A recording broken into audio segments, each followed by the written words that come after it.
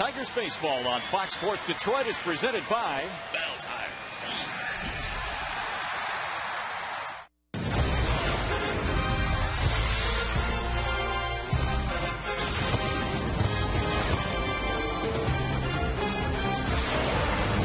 Well, tonight, two of the top table setters in the entire American League will square off. Johnny Damon batting in a 2 slot for the Tigers, and number 2 for the New York Yankees, Derek Jeter, a surefire Hall of Famer. He's in the lineup tonight as well for the Bronx Bombers. It is a cool, cloudy, overcast night here at the ballpark.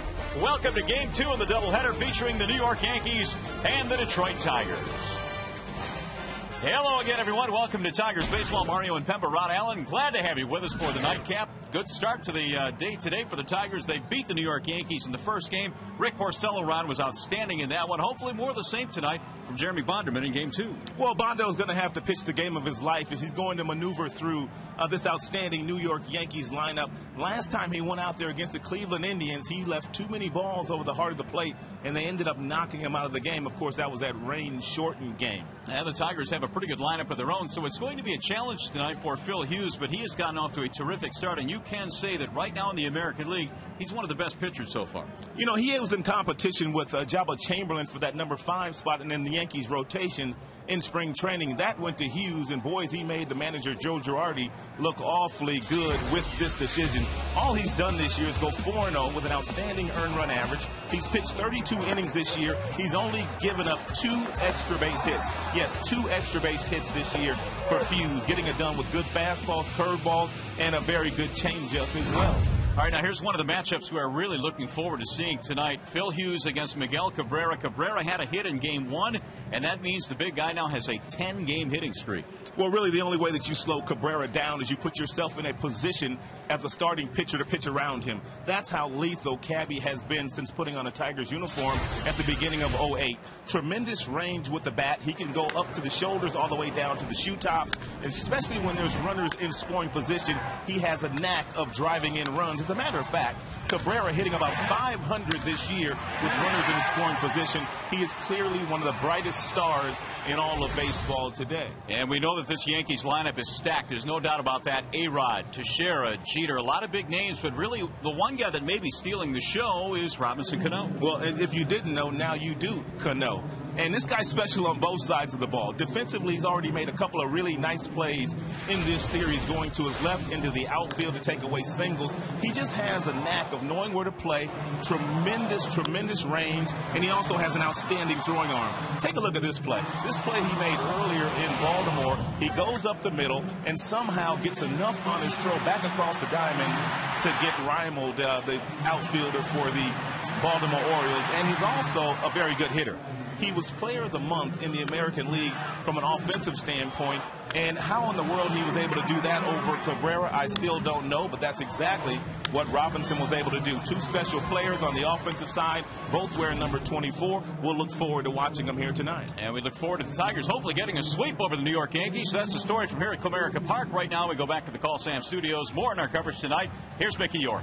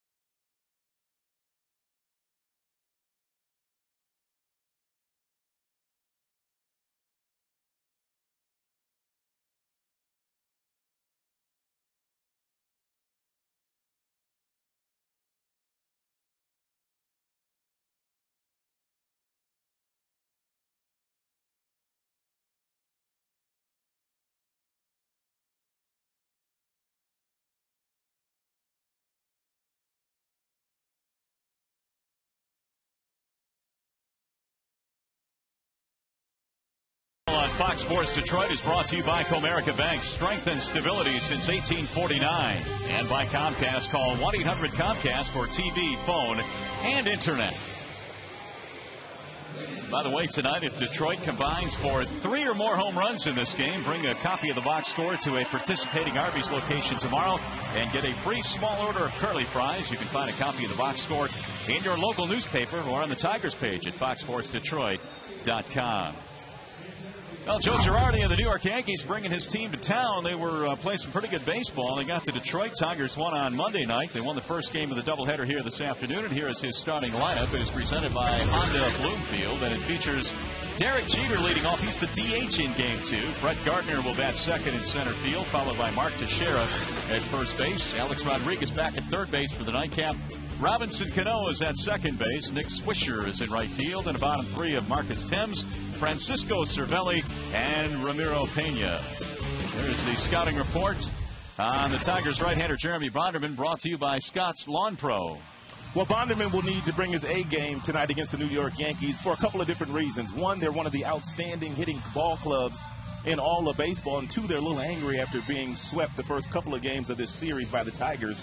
And in order for him to have success, his splitter must be a good pitch for him. 5 days ago against Cleveland, he did not have that split-fingered fastball, and it did not allow him to stay out of the middle of the plate with his fastball. Let's take a look at the Tigers defensively behind Bondo in this ball game tonight. Always presented by your Beaumont Hospitals. You've got Bosch in left, Jackson in center, Ordonez is in right. The infield reads Kelly, Santiago, Sizemore, Cabrera, Avila catching the nightcap for the Detroit Tigers. Well, here are the numbers on Jeremy Bonderman, making his 6th start of the season, facing a pretty good lineup tonight in the Yankees. Well, he comes in with an earned run average, a shade over 5.5 in 26 2/3 innings. He's only walked 9, which means he's around the plate. Leland never has a problem with the starters that are around the plate, but he does have problems with walks, and Bonderman has 21 strikeouts as well. So the Yankees come into this one having lost 3 in a row now, their longest losing streak of the season. Bonderman will try and stretch it to 4 straight. With a victory here tonight, Derek Jeter has been introduced. He is the DH here in Game 2. And make no mistake about it, the reason why they've been able to win the first couple of games, they've been able to slow Derek Jeter down. I would say so. He is 0 for 9 so far. And the first pitch of the ball game is a strike called on Derek Jeter. 51 degrees our game time temperature here tonight. Jeter batting .277 coming in. And there's another strike from Bonderman. And the count is 0-2. It looks like Bondo is going to do just as Thomas, who got the start on Monday, and Porcello in the first game today against some of these Yankee hitters, and that's established the inner third of the strike zone. The 0-2 on the ground to the shortstop, and right there is Santiago to make the play. 1 gone. Jim Leland's got his young legs in there in the nightcap. Santiago at short. Sizemore is at second. Bosch in left. Kelly is getting the start at third. That'll bring up the number 2 hitter, Brett Gardner.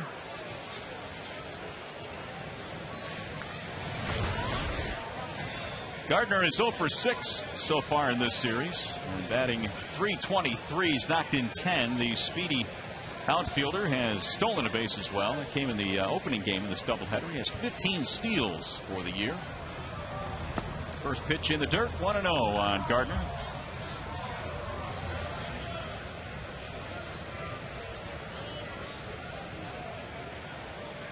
Don Kelly is in tight at third base in case Gardner is thinking bunt. The 1-0. Well, the one thing that Porcello did so well in the first game was throw first pitch strikes. And that got him off to a nice start. He also got, of the 21 batters that he faced, 15 of which were ground outs. So he had that good two-seam fastball working today. His best outing of the year. And I was thinking about this a little while ago. This may have been one of the better games I've seen Porcello pitch since coming to the big leagues. Now the 1-2 pitch. Tipped out of the glove of the catcher Avila. And so Bonderman still has to deal here with Gardner, who was the opening day center fielder last year for the Yankees, and then after a slow month of April eventually lost his job to Melky Cabrera, who has since been traded away.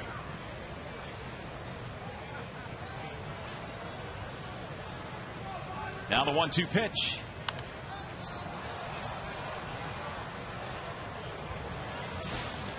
Curtis Granderson is injured and on the disabled list, and this is exactly what happened to the former Tiger, rounding second base.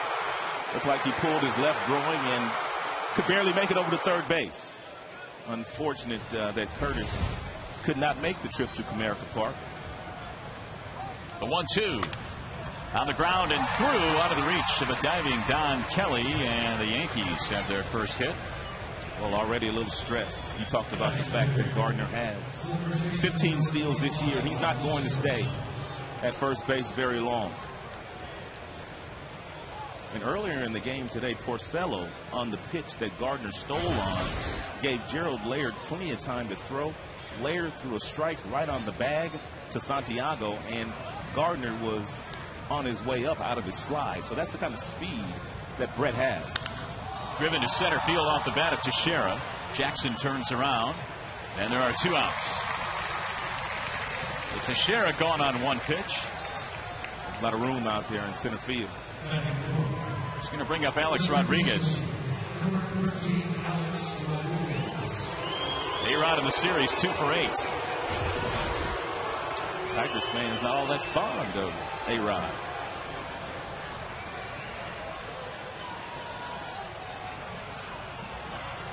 But all the great ones get booed, no matter where they go.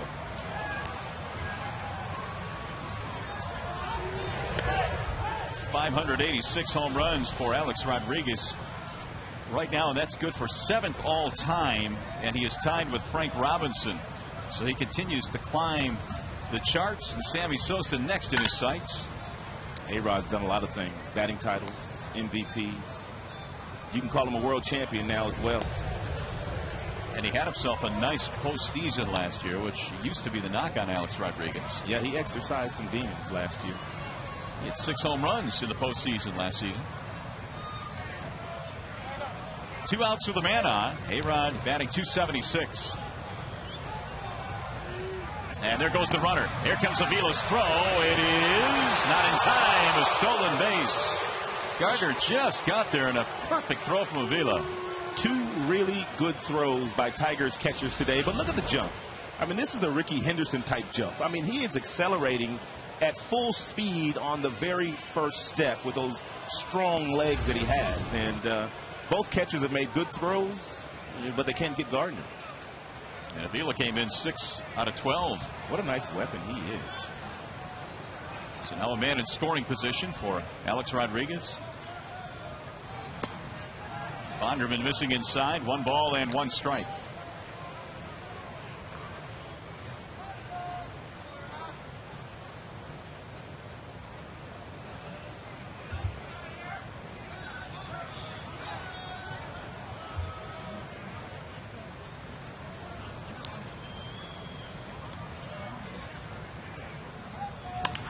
Lined and over the head of the first baseman Cabrera. This will score a run as Gardner will come in with ease.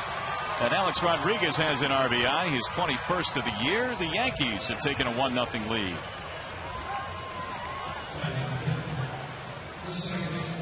A-Rod appeared to hit a pretty good pitch here. I mean, Fox Tracks is telling it's off the plate outside, but it's down. And A-Rod, with those long arms, still able to reach out and hit it right off the end of the bat to get the Yankees on the board first.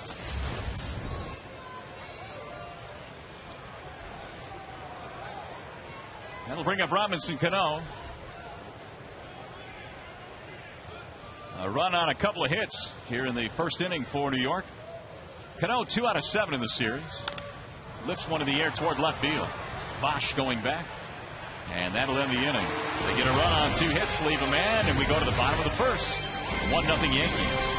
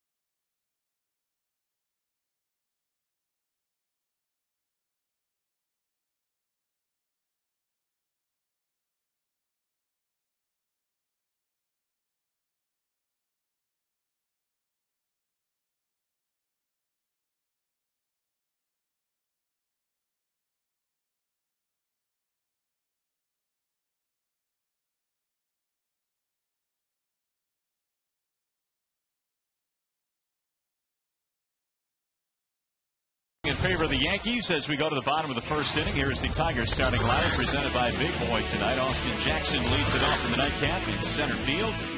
Johnny Damon will be the DH, followed by Maglio Ordonez, Miguel Cabrera, Brennan Bosch will play in left field. Alex Avila catching. Don Kelly is at third. Santiago and Sizemore are your bottom two hitters. Bernstein Advantage brings you the scouting report on Phil Hughes. Get the Bernstein Advantage. We go to bat for you. Hughes was competing for the number 5 spot in the Yankees rotation in spring training and clearly won that spot with an outstanding spring. And all he has done has been dominant this year. In 32 innings pitched this year, he's only given up 2 extra base hits, a home run to Matsui and a double to J.D. Drew. And if you like to swing at the very first pitch, that's your best chance of getting to Hughes. Guys that swing at the first pitch, they're hitting .444 against Phillip. Jackson leads it off. Austin 1 for 8 in the series. Had a base hit in the opening game today, and so he's hit safely in 11 and 12. I'm sure these two played played with one another in the Yankees minor league system. Jackson and Hughes. On the ground at third base. Nice high hop for A-Rod. Slings it over there for out number 1. Let's take a look at the rest of Joe Girardi's defense behind Phil Hughes. Timms, the former Tiger, and a Tiger favorite in left. Gardner in center. Swisher in right. A-Rod, 2-time Gold Glover, along with Teixeira on the other side, who's won a few Gold Gloves himself. And Cervelli is behind the plate. Cervelli has been rated the Yankees' best defensive catcher for the last few years. There's Johnny Damon with 1 out. Damon 2 for 7 in this series against the Yanks. Hughes fires strike 1 on the inside portion of the plate. Hughes has got a fastball anywhere from 93 to 96 with some really nice movement to it. He'll cut the fastball as well. Outstanding curveball and a changeup that he loves to feature as well. So Hughes is clearly taking that next step and pitching very well in New York these days. Cutter missed inside. 1 ball, 1 strike. He is out of Mission Viejo, California. Stands 6'5", 240. They got some big boys in their starting rotation. Hughes, Pettit, CC, and AJ. All 6'5" and above. And only 23 years old. The 2-1 pitch. If it was not for the work that Hughes did last year, setting up for Mariano Rivera, the Yankees don't win the championship. He made 7 starts last year. Majority of his work was in the bullpen. And when he went to the bullpen on July 3rd, the entire Yankees team took off with Phil setting up for Mariano. Little looper down the left field line. That'll go foul. 2 balls and 2 strikes. But I guess that arm was just too impressive to waste in the bullpen. So now he is starting here in 2010. When he stepped into that primary setup role last year early in July, the Yankees went on to go 31-5 in games that Phil Hughes appeared in. So down the stretch, he was nails late in game. There's another foul back out of play, which I guess brings you to the age-old question. We talked about this with Jabba Chamberlain. Is he more useful to you out of the bullpen or in the rotation? I like Jabba in the bullpen, me personally. And I think the Yankees might as well, because that's where he sits these days.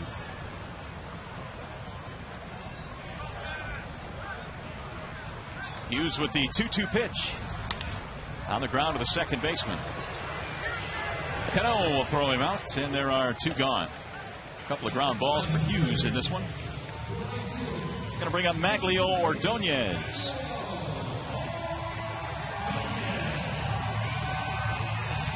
Coming into this series, you had the top 2 teams offensively in the American League, the Yankees and the Tigers. Yankees at 280, the Tigers at 278, 1 and 2 in team offense. Yet pitching ruled the first game of the doubleheader today. Porcello and Vasquez were both very good. Porcello was a little bit better. 0-1 on Mags. 1 hit and 8 at bats so far in the series. The 0-1.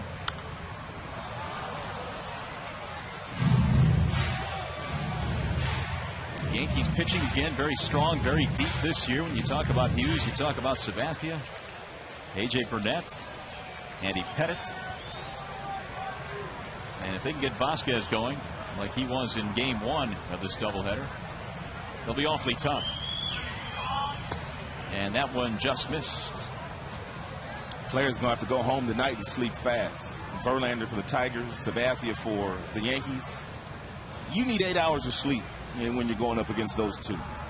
No question about that. Here's the 1-2. Ooh, just off the plate. 2-2 on Maglio.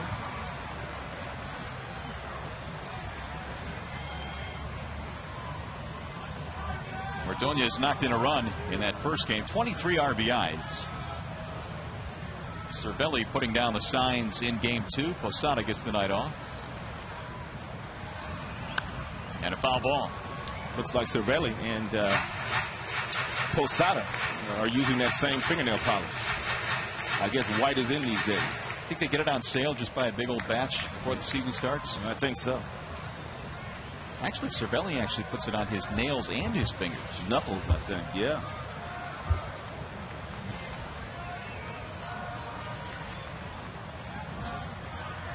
Look kind of creepy. Here's the 2-2.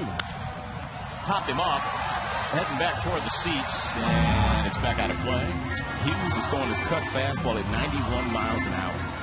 His four-seam fastball anywhere from 94 to 96. That's the one that's straight if you're watching at home, and it's the one that's usually above the belt buckle. The two-seam fastball has a little running action to it away from the right-handed batter. This cutter almost resembles a slider. It is a very good pitch for him, and it's one of the reasons why he is really taking another step here in 2010. Ouch, get off me, ball. Broke his bat, and Maglio now needs a new WAR club. I can see why Phil is off to a really good start this year with the stuff that he's been featuring here so far tonight. And really, we saw Phil good last year. I mean, he did not give up a run to the Tigers last year, I believe, in the 9 innings pitched. Well, they expected big things of him, that's for sure. A first-round pick of the Yankees back in 2004 out of Foothill High School in Santa Ana, California. Driven in the air. Right center field, a lot of room out there. Gardner and Swisher makes the catch. Tigers go 1-2-3. We go to the second.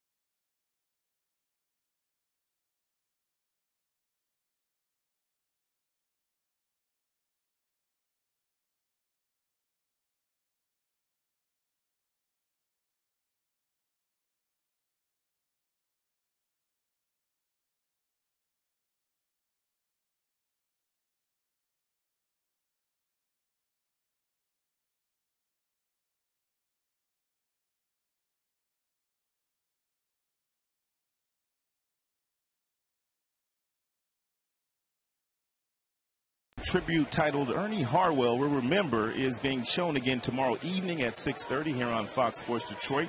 Or you can watch it anytime online at foxsportsdetroit.com, part of the website's special section devoted to the memory of Ernie Harwell. So here comes Nick Swisher, who will lead things off. Swisher, Thames, and Cervelli in the second inning, facing Bonderman, who gave up a run on 2 hits.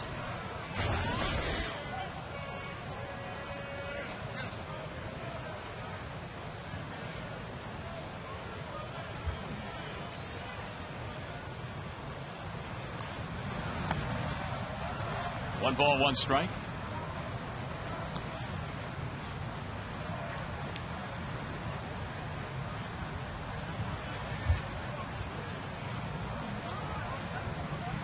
The 1-1. 1 ball and 2 strikes. Swisher 2 out of 7 in this series. He's batting .304. Swisher had a tough postseason last year. He said it was great winning the World Championship, but it was frustrating for me because I really didn't pull my load or my part of the load, and he felt really bad about that. Here's the 1-2. He skies this one. Center field as Austin Jackson comes in, and Swisher is out, 1 gone. You may remember, though, that Swisher last year, when A-Rod started the season on the disabled list and Teixeira was not hitting in the month of April, it was Swisher that pretty much carried them offensively at the beginning of the season. Good player. Good person, too. Here comes former Tiger Marcus Thames, who played on Monday night in the opening game of the series. Knocked in a run. Marcus off to a nice start, .378.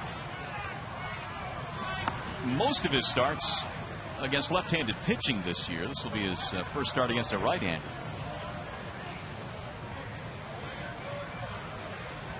Bonderman's 1-0.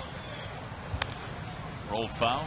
Marcus has got tremendous power, and he put that on display while wearing a Tigers uniform from '05 until last season. Tremendous power to the pull field the majority of the time. Right field somewhat foreign to Marcus. Thames is wearing the uniform that he wore when he first broke into the big leagues. He was a 30th round pick of the New York Yankees back in 1996, but really made his mark in the major leagues right here with the Tigers. Spent 6 years in Detroit. Jim Leland absolutely loved Marcus Thames. What a pitch by Bonda. 2-2. In that 2006 season when Marcus made the team out of spring training, Jim Leland said one of his goals that entire year was to somehow keep Marcus in the big leagues, which he was able to do.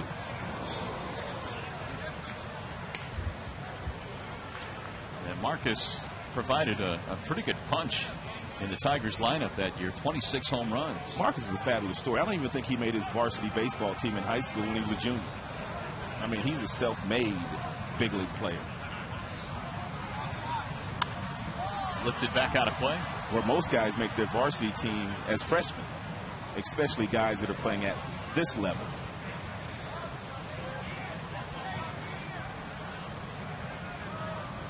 .49 lifetime home runs in this ballpark here in 236 games.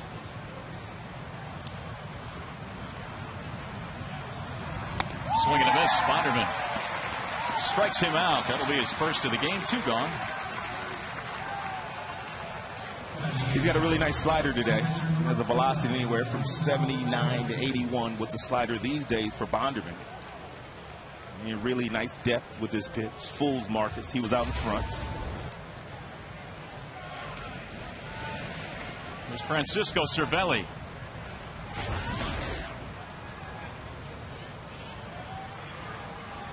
Cervelli is from Valencia, Venezuela, but he is of Italian descent. And he takes a strike 0-1. A very good defensive catcher. He played for Team Italy in the WBC. Only 24 years old. The 0-1. Make it 0-2. Bonderman gave up a single to Gardner in the first inning. He then swiped the bag and scored on the hit by Rodriguez.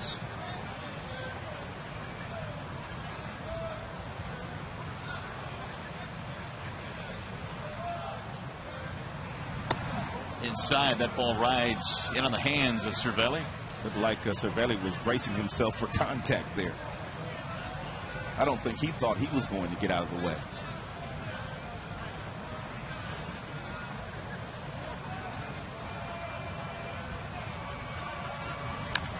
Bouncing ball, foul, third base side. Talked about Cervelli, like Posada, wearing that fingernail polish so his pitchers can more easily see the signs. He also, like Posada, does not wear batting gloves. And there are very few guys in the major leagues that do not wear the batting gloves. There's Jorge, who caught game one.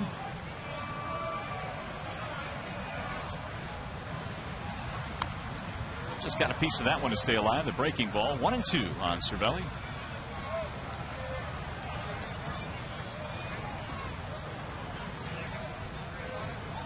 After a couple of breaking balls at the bottom of the strike zone that Cervelli just got a piece of, Hibando was to elevate the fastball here at about 92.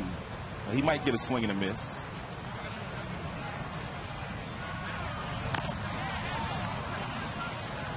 That was the fastball, but it was down. And Cervelli's still able to get a piece of that. Looks like Cervelli's wearing one of those great Gazoo helmets. That it does look like. Yeah, we saw a couple of players, including Guillen, break one of those out. Was that last year? Yes, it was. And it just didn't look right. It didn't last very long either. After we called him Gazoo, he got rid of it. Again, the 1-2, and it's looped out toward left field, but right there is Bosch, and it's going to be a 1-2-3 inning for Jeremy Bonderman. 1.5 in the books, 1-0 Yankees.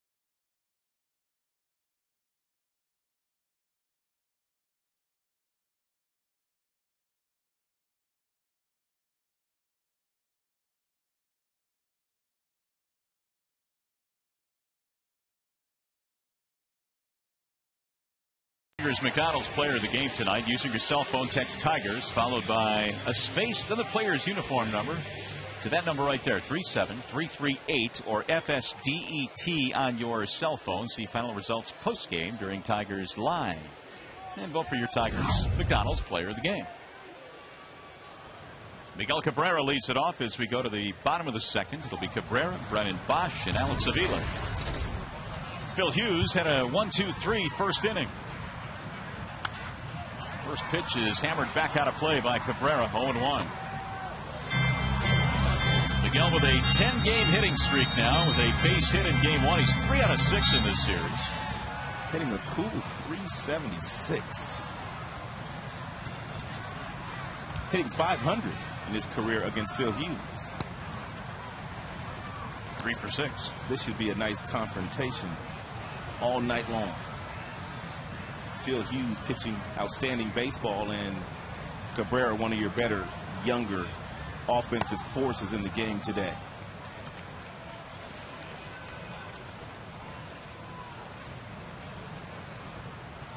Cabrera's longest hitting streak career-wise is 17. He did that back in 2009. And that's driven to the gap in right center field. Add another one to his hitting streak. This will go all the way to the wall. Cabrera chugging towards second. He's in with a leadoff double. He's a bad boy. B-A-D-D kind of bad, too. And we're going to make it our bell tire pitch by pitch. First pitch fastball at 93. Cabrera just getting loose. Letting Hughes know I'm not going to let anything go by. Hughes misses with the next two, and then he's forced into throwing a strike, 2 balls and 1 strike, and with the classic inside-out swing, hits a seed in the right center field. Take a look at the lower half here in the balance. That's what gets it done for the big fella. 13th double this year for Cabrera. That'll bring up Brennan Bosch. Bosch with 4 RBIs in the series. Big wave in a minute, 0-1. Cabrera was telling me the story the other day how when he got to the big leagues in 2003, he wanted number 24. But the only thing with that is Tony Perez was working in the Marlins organization at the time, and Perez was not giving up number 24. He told Cabrera, if you want this number, you've got to earn it. So from the time he told Cabrera that, which was about halfway through the 03 season, the Marlins won the World Series. And after the World Series, he said, you know what? You've already earned it. You can have number 24. And, of course, Tony Perez, one of the greatest RBI men in baseball. Now it's Bosch trying to drive home Cabrera. Brennan 15 RBIs in 14 games at the big league level. 0-2 on Bosch. And doubled by Cabrera, the first Tigers hit in this game.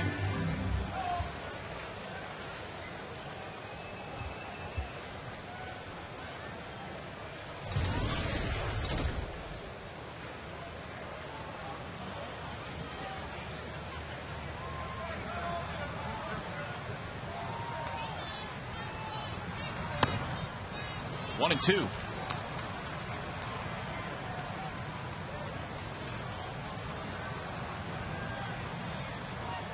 Phil Hughes last year out of the bullpen, a 1.40 ERA. He made 44 relief appearances. This is certainly much better out of the pen. His ERA was a little bit higher, 5.45 in his starts. Now the 1-2. But this season has been a much different story for Hughes.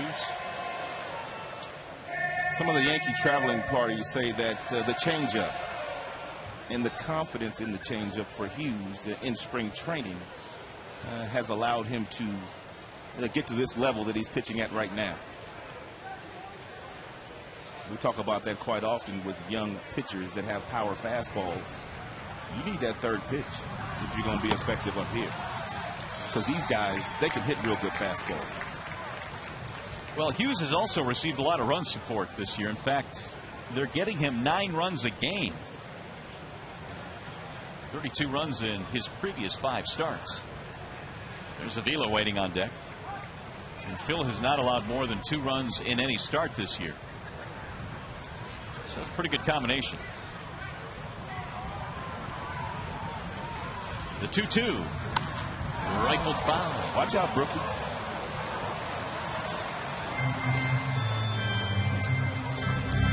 Now Brookins had that one whistle right by him. Well, you see where he's standing. He wants no part of Brennan Bosch. Having some fun with the fans, too. I think he was making sure everyone was okay. Then got into the seats in a hurry.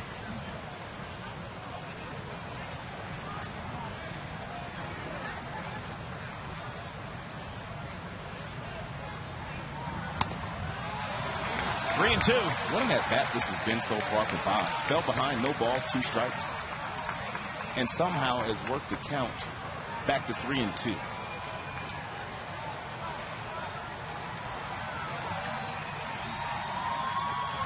And if he's able to get Cabrera over to third at least in this at-bat, it will be a positive at-bat. 9th pitch coming up. Here it is. Swing and a miss. And finally, Hughes is able to take care of him. So the runner does not advance. First strikeout of the game. Well, if you're Bosch, you kind of have an idea how Hughes wants to get you out today. He started him out with a very good breaking ball in the same location, and he finished him off with that same breaking ball.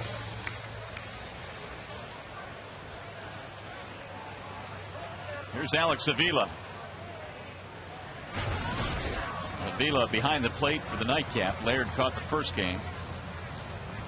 A couple of home runs, both in one game in Minnesota on the last road trip. 2 RBIs as well.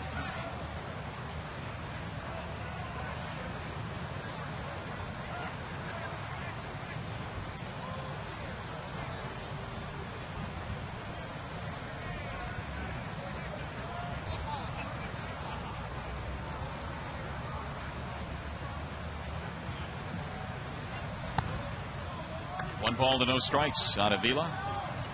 Left-handers this year hitting 109 against Phil Hughes. 109. Right-handers a little bit better at 208. So he's been dominant this year. Came in with a 1.69 earned run average. Victories in every start this year, with the exception of a start at Baltimore. He's beaten the Angels, beaten Oakland, the White Sox, and Boston.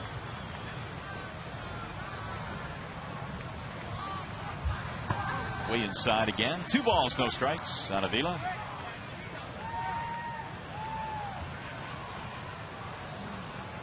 Speaking of Boston, Hughes actually grew up a Red Sox fan. His father was from New England, so it's kind of ironic that he ends up with the enemy, the hated Boston Red Sox, in terms of what Yankee fans think.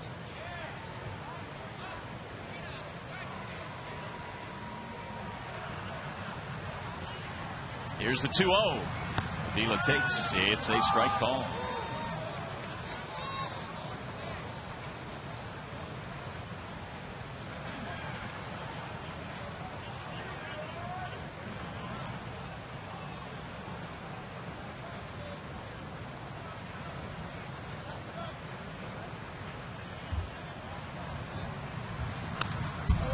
He had a rip.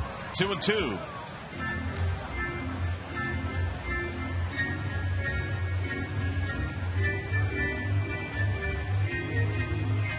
Tigers get the leadoff double in this inning from Cabrera. 1 out later, Avila. Don Kelly will be next. Yankees got a run in the first. RBI hit by Alex Rodriguez. 2-2 pitch. Inside. 3 balls, 2 strikes.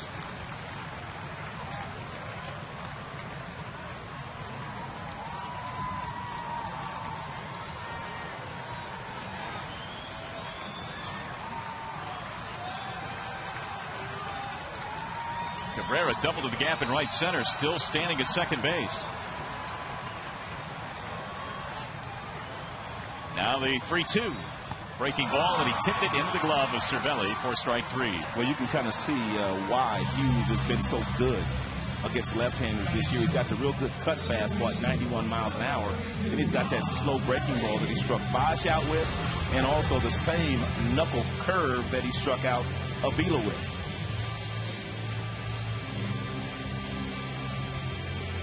It's a nice shot there. You can see the index finger with the knuckle on the baseball. Just kind of spins it out of his hand. Nice rotation. Here's Don Kelly with 2 outs. Tigers trying to cash in this leadoff double. Kelly takes strike 1. Up the right hand goes Brian Runge, home plate umpire for game 2.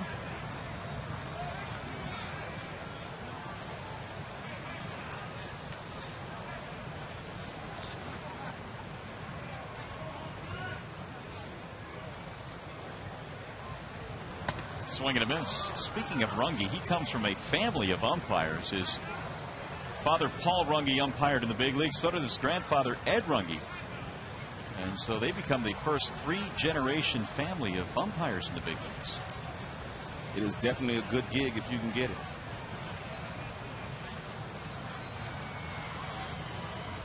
Oh, 0-2.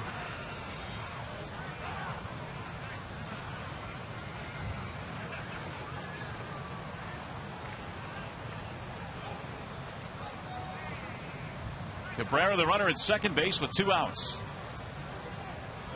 Now the 0-2 pitch. Lifted back out of play. Kelly hitless in his last 8 at bats.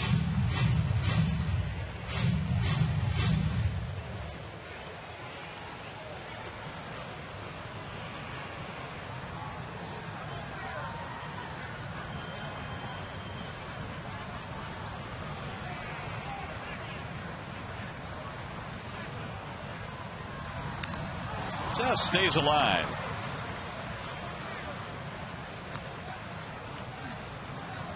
I was talking to Don the other day on one of the recent road trips about his son Brett, who is now a year old, and apparently young Brett has some pretty good hand-eye coordination himself, but is able to hit the ball at a little over a year.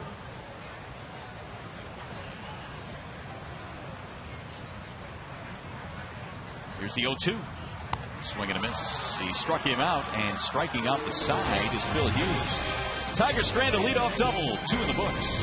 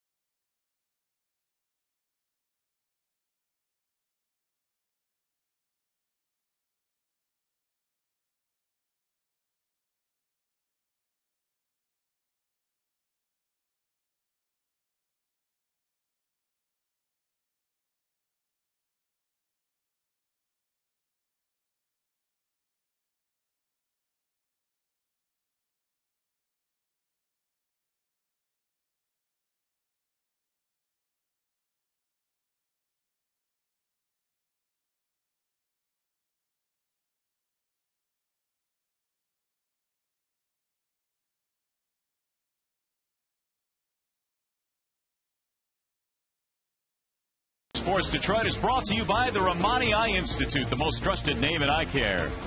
AT&T, find out what's possible with the nation's fastest 3G network. AT&T, rethink possible. And by GMC, we are professional grade. Back here in the Motor City as the Tigers and Yankees are going at it here in the nightcap. By the way, today the Tigers made a roster move earlier. Alfredo Figueroa has been called up from AAA Toledo, and Ryan Rayburn, who had some options left, was optioned down to AAA Toledo. So with a doubleheader today, and of course the Boston series coming up, the Tigers adding another pitcher in place of Rayburn. And Rayburn could use a few at-bats as well. And he'll go down and get some good quality playing time, playing every day, and more than likely he'll be back up real soon. Ramiro Pena leads it off against Jeremy Bonderman. 1-0 Yankees lead. They got a run in the first, and so far that's been it. Figueroa was pitching some pretty good baseball down in the minor leagues himself, which is the reason why he got the call up.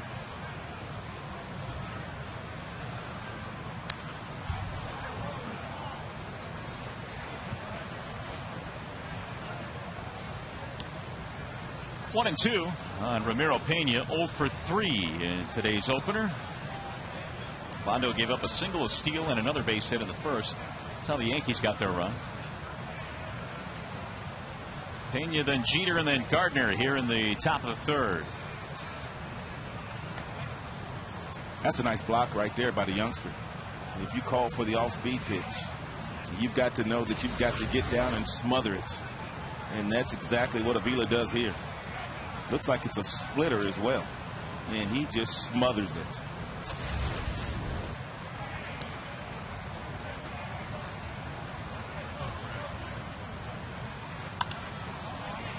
Pop up shallow center. Jackson comes out of the basket catch. Boy, does he have some range. Austin Jackson got a great jump on that ball. There ain't a whole lot that drops in center field when Jackson's on the move. He plays shallow enough and gets a really nice break and makes a real nice shoestring grab. There are a lot of center fielders would have had to leave their feet to make that play. That replay courtesy always of Lincoln Mercury.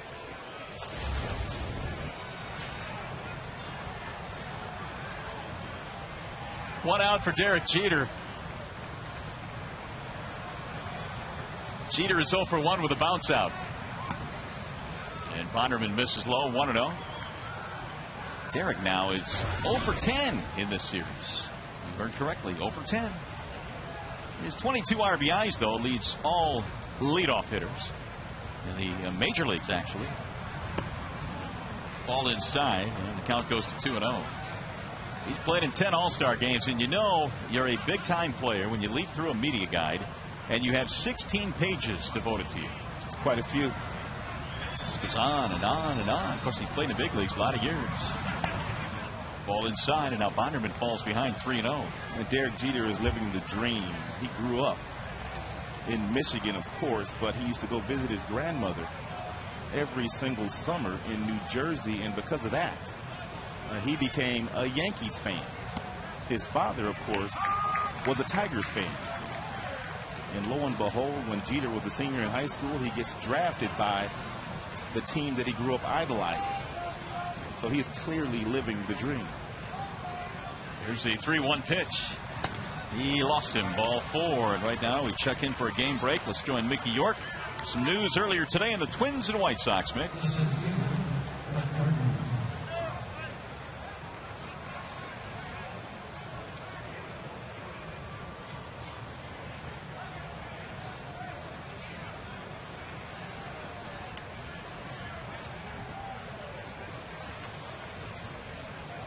All right, Mickey, 22 wins for Minnesota, 22-12 now, 2.5 up on Detroit.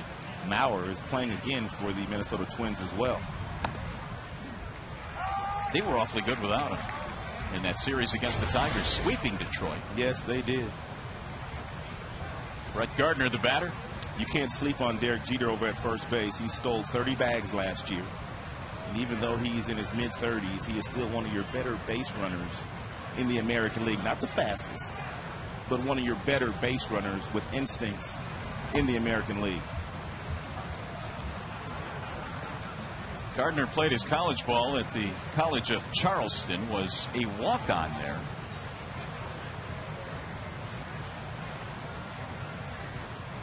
One ball and one strike to count.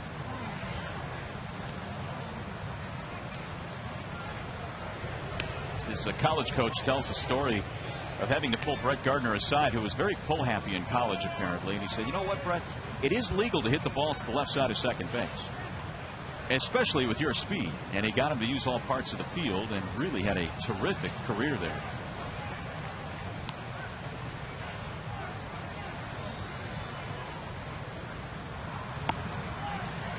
One and two.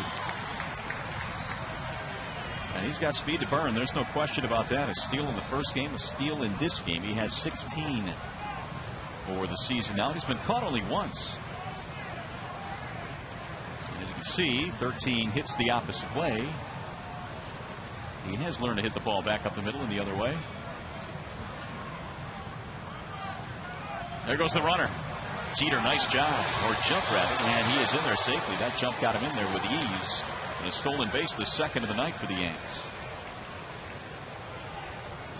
Well, apparently their game plan coming in is to try to steal a few bases today, and looked like Avila slipped as he was throwing that ball down towards second and threw one that wasn't close to second base. These Yankees are on a mission here tonight. They do not want to lose 3 games in a row here to the Tigers.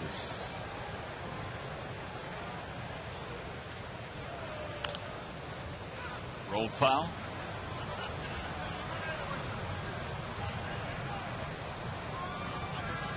Jeter last year at age 34 spiked 30 bags. The most he had in a couple of years. And he has gotten his 4th in this ball game tonight. If you look up and down Jeter's numbers last year, you could argue the point that it was probably his best all-around year. Winning a Gold Glove. Of course, they won a World Championship. And he hit 330 plus. No active player has more hits than Jeter, 2785.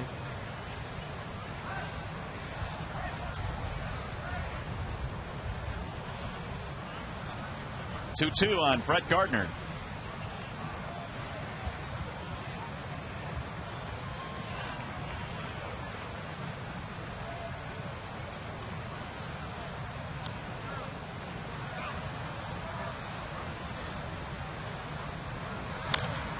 Lifted toward left. Bosch on the run. It's a foul ball.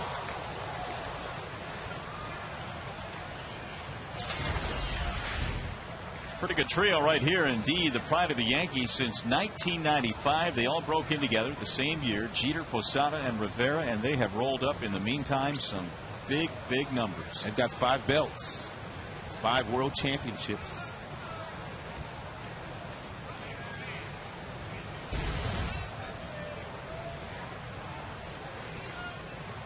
Posada caught game 1.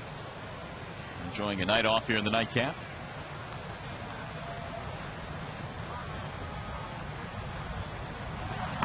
Yankees are trying to get Rivera into a game as Gardner takes strike 3. He didn't like that call from Brian Runge. Still chatting about it. 2 away. Maybe the second strikeout for Bondo.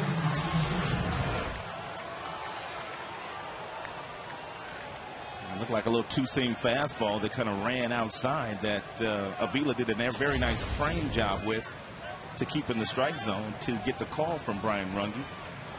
And Girardi, he doesn't believe it, though. Here's Teixeira. Rolls this one to the right side. Cabrera can't get it into right field. That'll score a run. Jeter comes in standing up and just out of the reach of Miguel Cabrera. It's a 2-0 game. The second run the Yankees have scored today after 2 are out.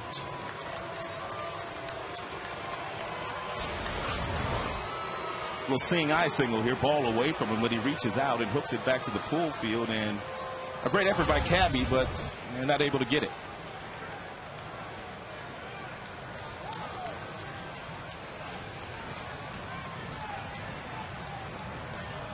So here comes A-Rod. That'll be Teixeira's 23rd RBI. A-Rod singled in a run back in the first. Strike 1. The Yankees have manufactured some runs here today with a couple of stolen bases and a couple of big 2-out knocks. A-Rod with one and Teixeira with the other. And we talk about Teixeira and A-Rod getting off to slow starts, but Teixeira's already driven in 23 and A-Rod has driven in 21 runs this year. I guess it's all relative, isn't it? Well, they're run producers. And when you bat in the middle of the order as they do, and you have table setters like Jeter and Gardner, there's going to be tons of RBI opportunities, and they have proven that they do not allow most of those RBI chances to get by them.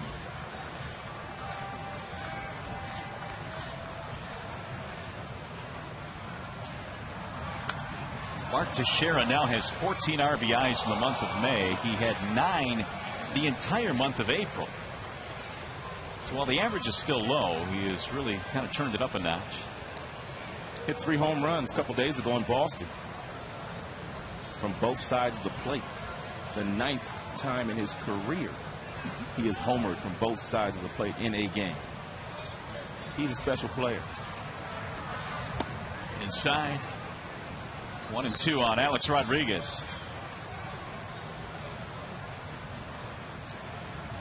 A-Rod, one of those special talents. He got to the big leagues at the age of 18 with the Seattle Mariners. He was jumped up from A-ball to the big leagues with Seattle and played shortstop. Spent quite a few years with the M's before he departed for Texas as a free agent. Swing and a miss, and Bonderman carves him up there to retire the side. Third strikeout for Bondo. They get another run, though. It's now 2-0 Yanks.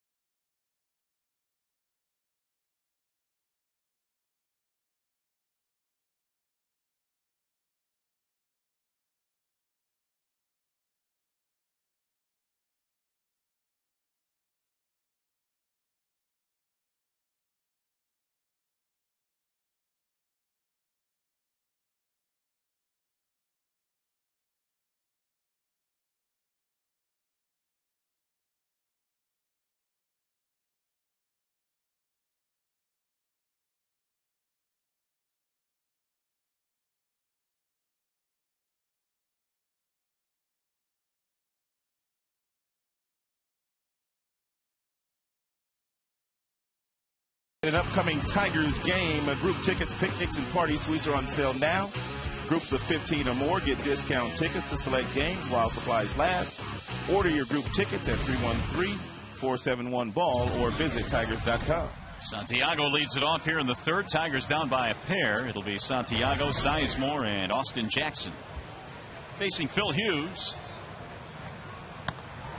There's a strike called. Run the count to 1-1 strike on Ramon.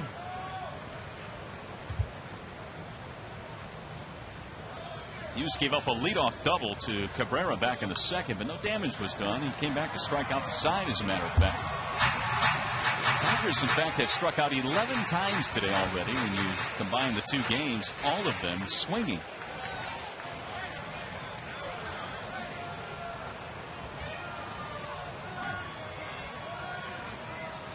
Here's the 1-2. It is a strike call.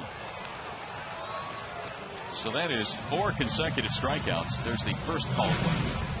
By the way, this game is available in crystal clear high definition on Fox Sports Detroit HD, sponsored by Comcast.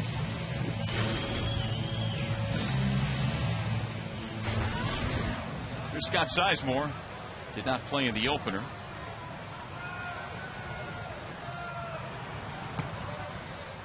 First pitch strike.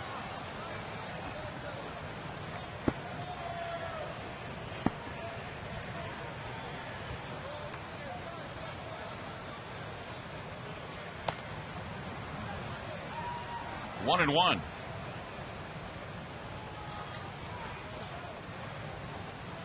Sizemore at 233 was 0 for 3 with a walk and a run scored Monday night. Pops this one up. Who wants it? Cervelli discarding the mash, and he'll take 2 gone.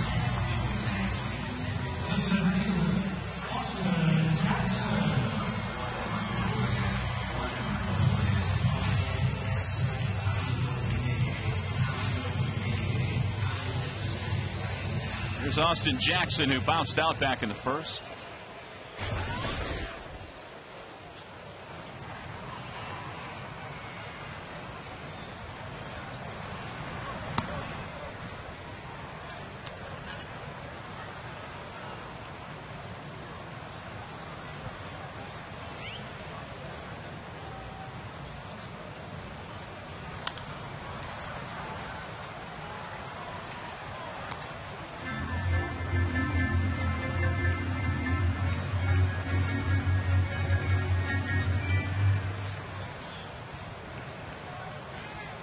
One ball, one strike.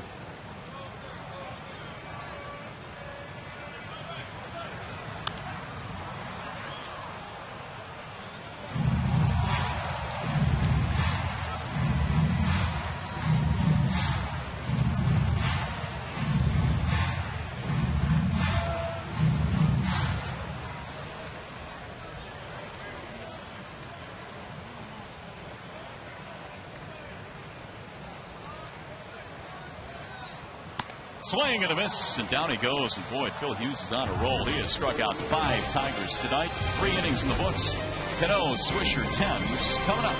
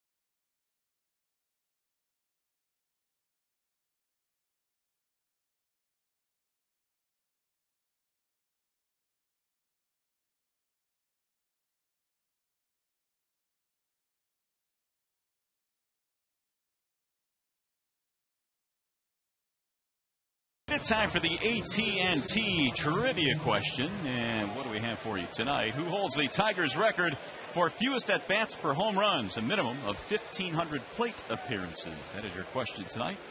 Tigers record for fewest at-bats per home run. And that is your AT&T trivia question. Jeremy Bonderman back to work. Robinson Cano will lead it off. And the first pitch from Bonderman is a strike called. 0-1 on Cano. He'll be followed by Swisher and then Marcus Thames.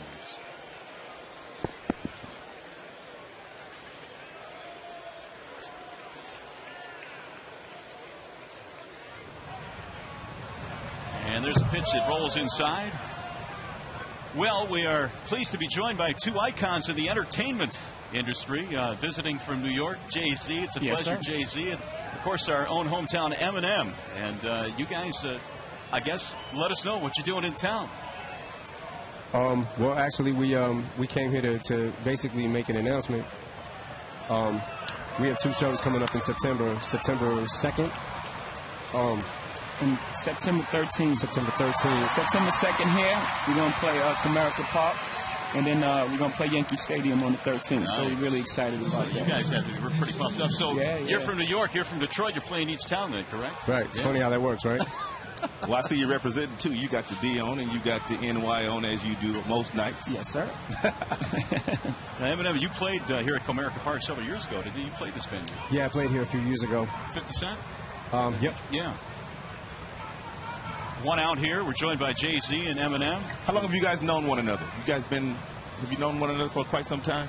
Yeah, well, many now. Like 10 years. Yeah. Almost. Yeah, 10 years. We collaborated on a song, my Blueprint album called Renegade. Right. Like 2000. From there, we always kept in touch and, mutual respect. And, every time we get a chance to do something, something big like this, we always on the phone saying, just trying to find ways that we can collaborate, to stretch the genre out of hip-hop and make it larger. I mean, playing, stadiums, that's new for hip-hop. Both of you guys have been in the rap game for a long, long time, and you guys just kind of continue to reinvent yourself. How do you guys keep it fresh? I mean, when trying to keep up with those young guys that are following in your footsteps. Yeah, I think for me, it's just about finding an honest place in your life. It's not. I'm not one who follow trends and into things that's in and out. When I'm recording music, I try to find that truth of where I am at that specific moment. I would honestly give just about the exact same answer. Eminem, who were some of your earlier influences? Actually, I can ask this question to both of you because I'm sure, breaking into the business, you had guys that influenced you and maybe helped you along the way. Just us. Well, I know you had Miss Carter. Miss Carter take care of you. That's right. I was my biggest influence. There was a lot of artists that influenced me, coming up, man. It's hard for me to even name. There's so many, I followed hip hop as a kid and just kind of, grew to love it and just not grew to love it. Actually, just loved it from the very first record I ever heard and just kind of felt like I wanted to do it, Two outs here with the Yankees batting. We're joined by Eminem and Jay-Z, and they've announced that they will be playing two concerts, one here at Comerica Park and one at Yankee Stadium, and two of the big icons in the entertainment industry, and we're glad to have them in the booth with us here for a half inning. There's a strike call. Jay-Z, what was it like Game 2 of the World Series last year when you were able to perform at Yankee Stadium your song with Alicia Keys? One of those moments, like winning your first Grammy. For me, growing up in New York City and being a fan of the Yankees, being able to play Game 2, and we're down one game. So, a lot of the guys after the game said that was one of the things that motivated them. Gave them a little extra energy to win that game. So it motivated me. I was watching it on TV. Did you go play baseball? I played baseball. I didn't play that. No, night. I meant that game. No. I watched the game. Yeah. Bonnerman trying to take care of the final hitter here, Marcus Thames. The Tigers down by a couple and a swing and a miss. And guys, we appreciate it. Thanks for joining us tonight. Thank you, man. Good luck in New York and here in Detroit. Appreciate it. Thank you. Thank you very much. Yeah, my man. Jay-Z and Eminem joining us in the booth. Yankees still lead this one by a score of 2-0.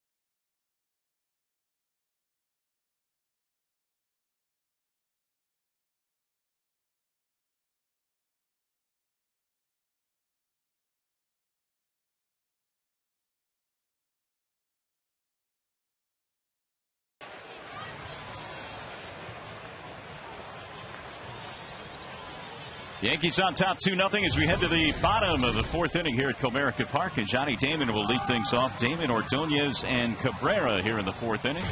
That was pretty cool, meeting those two gentlemen. I know my kids are going to be awfully jealous.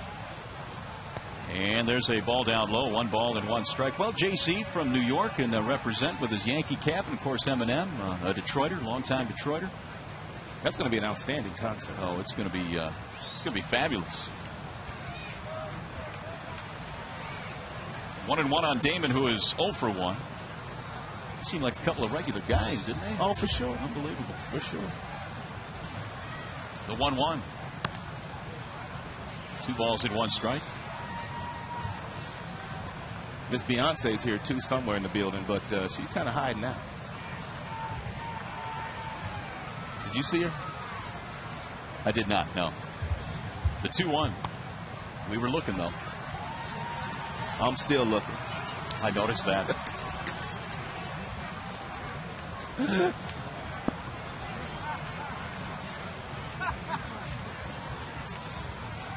Here's the 3-1 pitch. It is a ball outside. Leadoff walk for Johnny Damon here in the fourth. Let's take a look at 3 of the Tigers players here. Damon, Ordonez, and Cabrera. And all 3 hold the bat with the knob resting comfortably in the bottom palm of their hand. And all 3 have different reasons as to why they hold the bat in this manner. And we'll get to some of that as Maglio steps in the batter's box. Maglio told me he got his from Frank Thomas, who he used to play with in Chicago, and also Andres Galarraga, a fellow Venezuelan player that Maglio kind of copied why he holds the bat where he holds it. And both all say they get really good extension by holding the bat through the strike zone in this manner.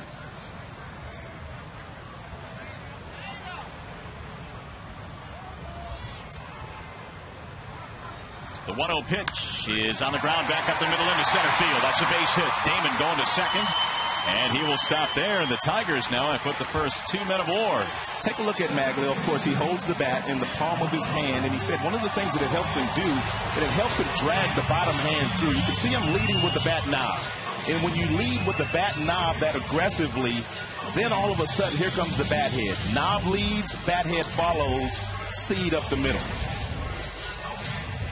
So the time runs around, and the Tigers try to get something going again against Phil Hughes. And Hughes struck out the side in the second and struck out 2 more in the third, but now they're pecking away a little bit. Cabrera had a double to start the second, but did not score. And Cabrera hitting .500 this year with runners in scoring position. Broke his bat, soft liner. And that's all they'll get is Damon alertly gets back to the bag. What a good 4-seam fastball that was by Phil Hughes. We don't hear that sound very often coming out of Cabrera's bat. But Hughes got in there pretty quick and sawed him off. Good firm fastball at 93 miles an hour.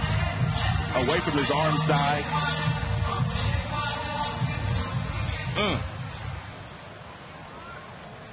Snap goes the bat. Here's Brendan Bosch, who struck out back in the second.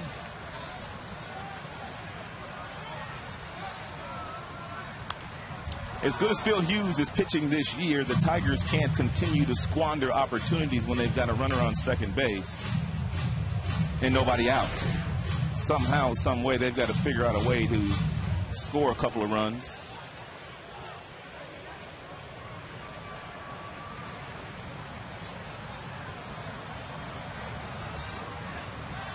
The 0-1 to Bosch.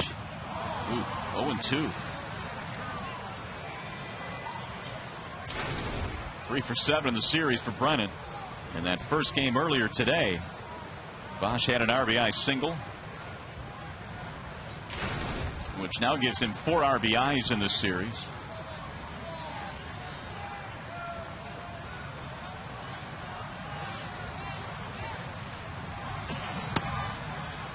One ball, 2 strikes.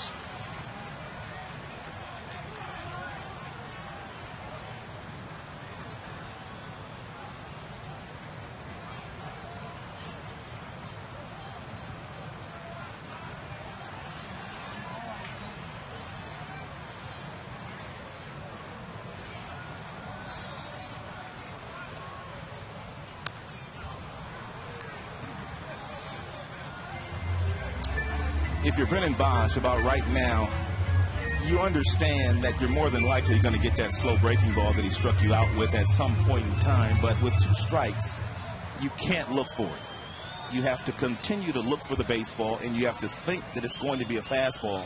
And if you get that breaking ball, if it's up, you have to somehow try to put it in play. But Hughes has had an outstanding curveball here today so far. And his line to right field base hit. He got one, and he drove it to right. Damon will be held at third base, and the Tigers now have him loaded. Talked about it the first time Bosch was up after Hughes started him off with a breaking ball, and he finished him with a breaking ball. If you're Brennan Bosch, after he got 2 strikes on you, you know he's going to throw you that pitch again, and that's really the only reason why you can go down and pick one off your shoe tops and single sharply into the outfield.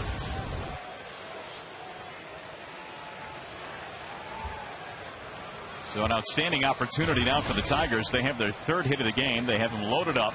And here's Alex Avila. Opposing hitters are hitting .444 coming into the game on first pitches against Hughes because he's always around the plate. So if you're Avila, you got to be looking to do some damage right now, first pitch. Alex fanned back in the 2nd. 1 of 5 put up by Phil Hughes.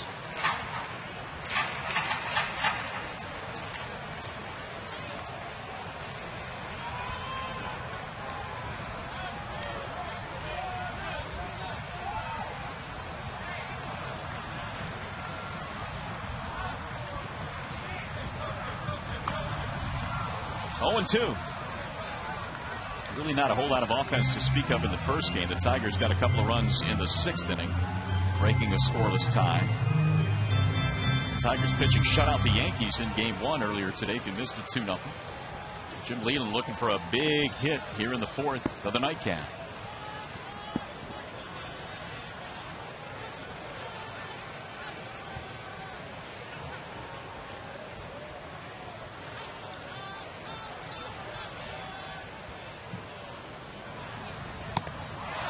Swung on and missed, and Avila is out of there. Make it 6 strikeouts for Hughes, who is now 1 batter away from pitching out of this jam.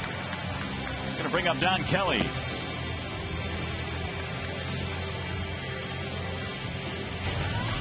The 6 strikeouts ties a season high. Struck out 6 Oakland Athletics back on the 20th of April.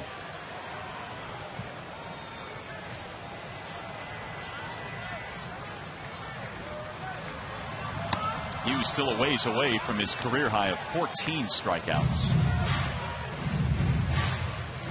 0-1 on Kelly. Don fanned back in the 2nd.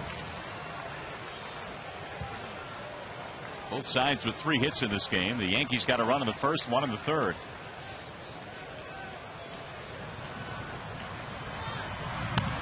Fouled away. 0-2. Kelly now is in a deep hole. Don would love to snap an 0-for-9 stretch right now. Tigers trying to tie this ball game up with a base hit.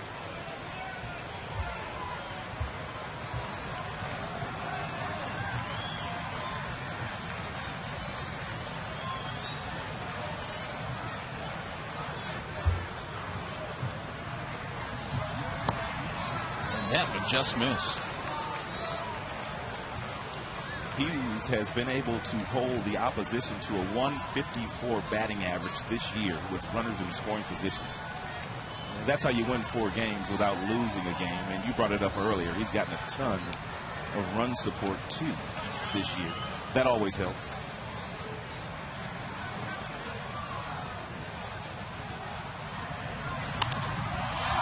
In the air.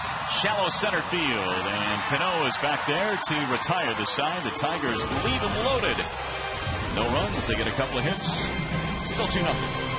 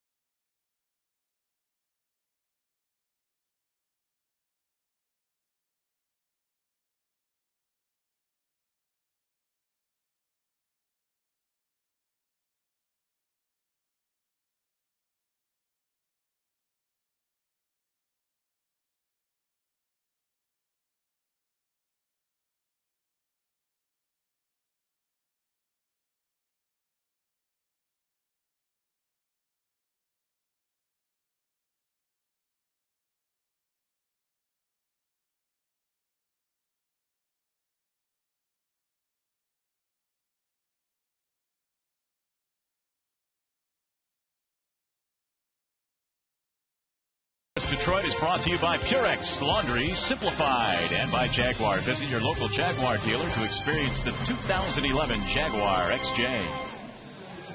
Back here at Comerica Park, where it's 2-0 in favor of the Yankees. The nightcap in this doubleheader. The Yanks fell to the Tigers in the first game. Tigers won that one 2-0. Turned out to be a pretty nice night here. The temperature 50 degrees, still cool and cloudy, but no rain. Francisco Cervelli leads it off for the Yankees. It'll be Cervelli, Pena, and Jeter facing Bonderman, who has given up 2 runs on just 3 hits. Cervelli doing a little dance at home plate and a pitch that came inside 1-0.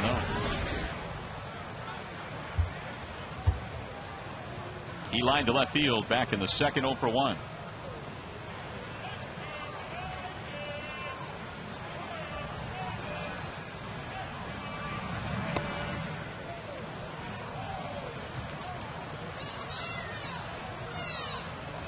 Two balls, no strikes.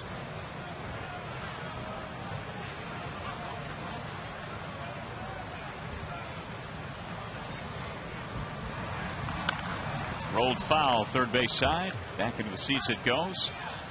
Bonderman gave up an RBI single to A-Rod in the first. RBI hit to Teixeira with 2 outs in the third. In fact, both of those hits came with 2 outs for the Yankees.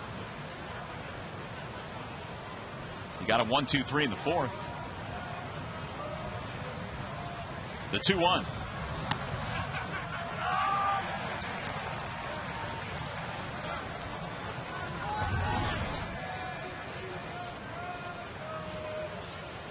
.72 total pitches for Bonderman. The most stressful inning was the third, when he needed 24 to get out of the inning. Cervelli goes down, 1 away. That's another strikeout for Bonderman. Hey fans, as soon as the game ends, our coverage continues with Tigers Live. You'll hear from the manager, Jim Leland, and the players. Plus, we'll break down the game and show you some highlights. Tigers Live from the Call Sam studios immediately after the game here on Fox Sports Detroit. Bonderman's done a very nice job himself. He's given up a couple of runs in this game, but really a lot of that credit goes to the Yankees. Gardner stole a base and scored on a base hit by A-Rod, and then it was Teixeira after Jeter was able to reach and steal a base, who drove him in. Those are the only 2 blemishes for Bondo today. Good fastball, good slider, and his split-fingered fastball has been effective as well. 0-1 on Pena. Rolled foul. Well, anytime Bonderman faces the Yankees, you can't help but to think back to 2006 when he faced the Yankees in the American League Division Series, and Bonderman went 8 1/3 in that game. Gave up 2 runs. Tigers would go on to eliminate the Yankees and move on to the World Series after beating the Athletics in 4 straight games. But what a night that was here at the ballpark. That's lifted in the air to shallow center. Jackson started back, but he recovers nicely, and there are 2 gone. And one of the greatest quotes that Jim Leland has had as a Tigers manager, when that series began, he said it was the varsity against the JV. And the JV came out on top that offseason. I should say that postseason. I'll bring up Derek Jeter. One of my favorite parts of that whole game is Bonderman was taking his victory tour, as were the rest of the Tigers, on the field, and there was a sign that said, "Who needs Superman? We've got Bonderman." Jeter rolls 1 to short, and that's going to be a 1-2-3 inning. Nothing happening for the Yankees right now. We're going to send it to John Keating, who's standing by with a couple of special guests, and talk about that Jay-Z Eminem concert. Keats. All right, Mario, thanks. Yeah, it's coming up on September 2nd here at Comerica Park. Happy to be joined by Dana Ward, the president of Olympia Entertainment, and Tom Wilson, of course, we know well, part of the Illich Sports and Entertainment's new division. Dana, let's talk about the concert coming here. Jay-Z and Beyonce and Eminem. How involved is it to put one of these things together? Well, first, it's going to be a fabulous show, and it is Jay-Z and Eminem. Beyonce might be here. She'll be there in spirit, at least. Okay. Exactly, but we think it's going to be fantastic. And anybody that was here last year for the 2 shows at Comerica Park can testify. It was a great testament to the fact that you're really going to have an exciting time, all 40,000 people. Tom, you know well what it's like to put on a concert in an outdoor venue. How is Comerica Park situated for a bash like this? Well, it works for spectacles, and that's what this is going to be. I mean, it's 2 of the monster names in rap music and in show business, their personalities and their talent. And I see Mario and Rod got Jay-Z and Eminem, and you got us. So I guess that tells you where the pecking order is. No, I think I upgraded on these guys. I'm happy to be chatting with you 2 guys. Well, for a concert like this, how special is it to a place like Detroit? Of course, Eminem has roots here. Jay-Z obviously has roots in New York. To get something like this going downtown, Dana, how cool is it? Well, I think it's fabulous. And last year, and the people around the nation, and this is a great point to make, is that in LA and New York, the agents that are seeing the shows that are coming out of downtown Detroit and announced this show in downtown Detroit in Comerica Park this summer is fabulous. It just gives us that much more leverage for shows to come. You kept the lid on this pretty good until just this afternoon.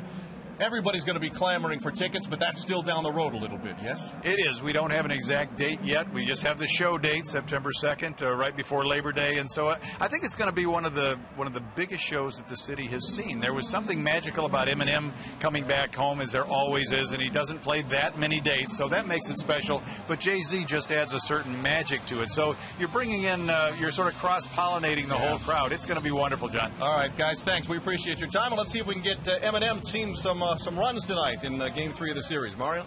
All right, John, thanks very much. And an exciting night here at the ballpark. Jay-Z and Eminem stopping by, talking about their concerts. One here at Comerica Park, one at Yankee Stadium. Exciting indeed here in the Motor City. Santiago leads it off, followed by Sizemore and then Jackson here in the 5th inning. Tigers trying to get the bats going here, down by 2. Both teams have just 3 runs. Or 3 hits, I should say. Santiago fanned back in the 3rd inning, 0 for 1. The 0-1 from Hughes is lifted in the air. Shallow right field, coming on is Swisher. Looked like he was battling that a bit. I'm kind of bumming that we will not be in town when Jay-Z and Eminem are here. I know my kids would love to see them both. As a matter of fact, my kids have already seen Eminem. What they think? They liked him. They saw him at Ford Field. Well, it's going to be a great venue. There's no question. We talked to Eminem about playing here. I think he played here with 50 Cent back in 2004, I believe it was, 2005. Right in front of the plate, Cervelli. Ooh, tough play. He ends up on the ground and makes a terrific play. That's a good idea by Sizemore. The only thing that didn't work to his favor was the fact that he didn't get it further down the 3rd baseline. You want to get this ball far enough away that where either the pitcher or the 3rd baseman has to field it, and if that's the case, then it's a base hit for Sizemore. But we told you at the beginning of the game when we were doing the defense of Joe Girardi, Cervelli, he has been rated as the best prospect as far as catching is concerned in the Yankees organization the last 3 years. Here's Austin Jackson. It's back out of play, 0-1. Hughes really has had, well, I guess you could say 2 speed bumps. He gave up the leadoff double to Cabrera in the 2nd, but no damage. And then they loaded him up against him in the 4th with only 1 out and could not score.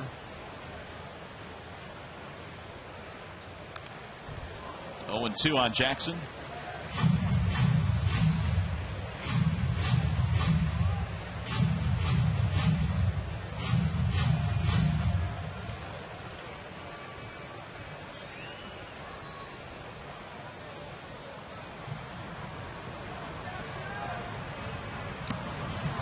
Another strikeout for Hughes. That'll be his 7th of the game. You're watching Tigers baseball tonight on Fox Sports Detroit, brought to you by Bell Tire.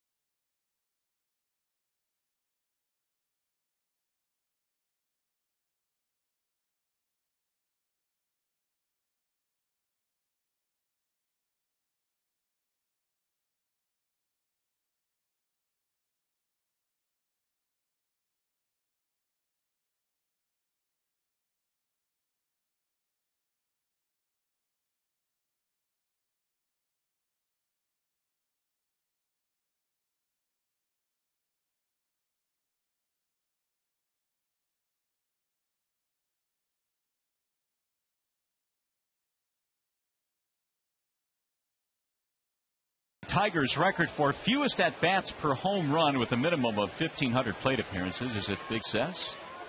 No, it's that guy right there. Marcus Thames, of course. 14.78 at-bats per home run. And here are the top 3 in that list. Hank Greenberg as well on that list, and Big Daddy Cecil Fielder. Marcus's contact to damage ratio when he had a Tigers uniform on was tremendous. Tremendous power.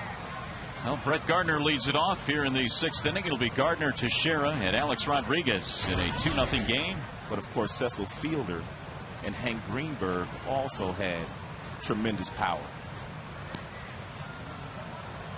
1 ball, 1 strike. Gardner a single, a strikeout, a steal, and a run scored. You've got to keep him off the base pass, because if you do not, he'll be stealing some more bases here today. There's a base hit, left center field.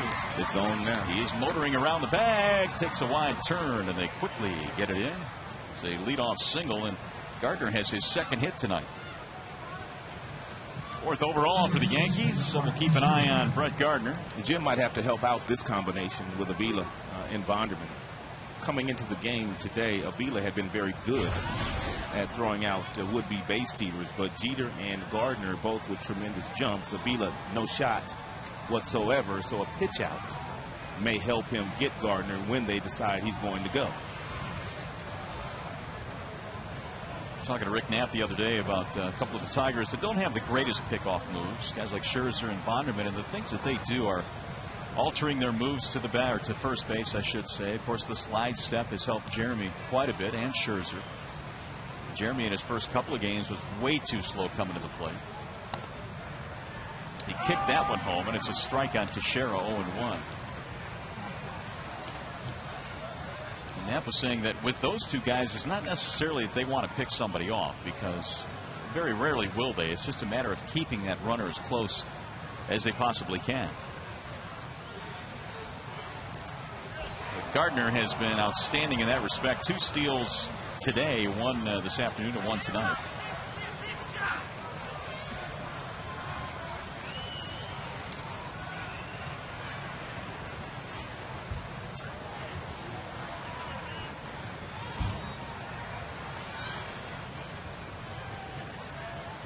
Pitch out and nothing doing. Well, Jim did pitch out, but they weren't running on that particular pitch out. But it ain't all bad to pitch out on back-to-back pitches. If you're convinced that Gardner is going to try to steal that base, and because Bonderman pretty much has been around the strike zone all night long, and you're not worried about him walking to Teixeira.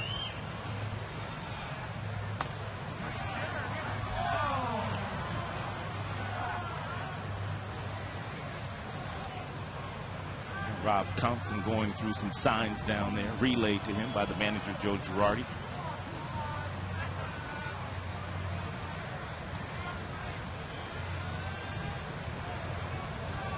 Now the 2-1. High, towering fly ball center field. Jackson backpedaling to the warning track. He hit that ball a ton. Gardner tags, and he will move up. Well, we have a chance. Game break time. Let's go back to the studio. Mickey York has an update on the Rays and Angels.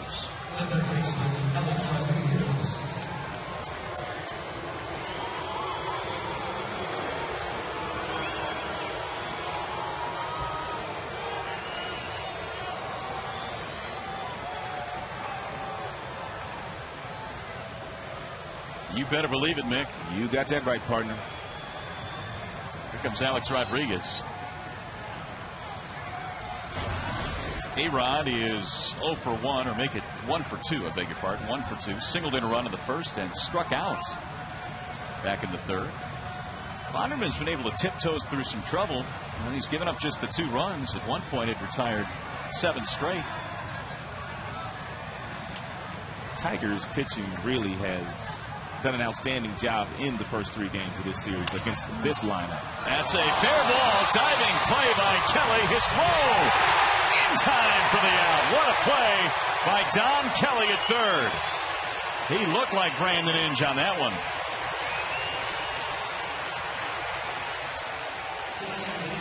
A lot of times all you have time for is one step and a dive, and that's exactly what he does. And he can't get up to make the throw, so he throws from one knee, and he bounces it over to Cabrera.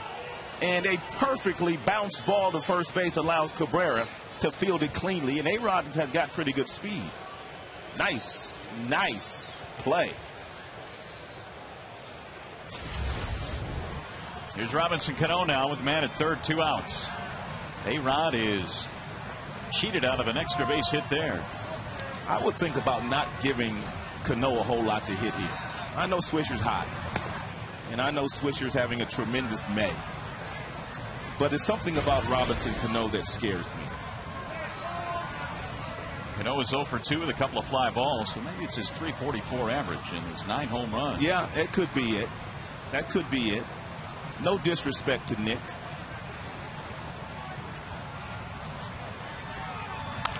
Cano in on his hands, pops it up, shallow right. There comes Maglio. And that's it. Yankees turned away. Some scintillating defense from Don Kelly.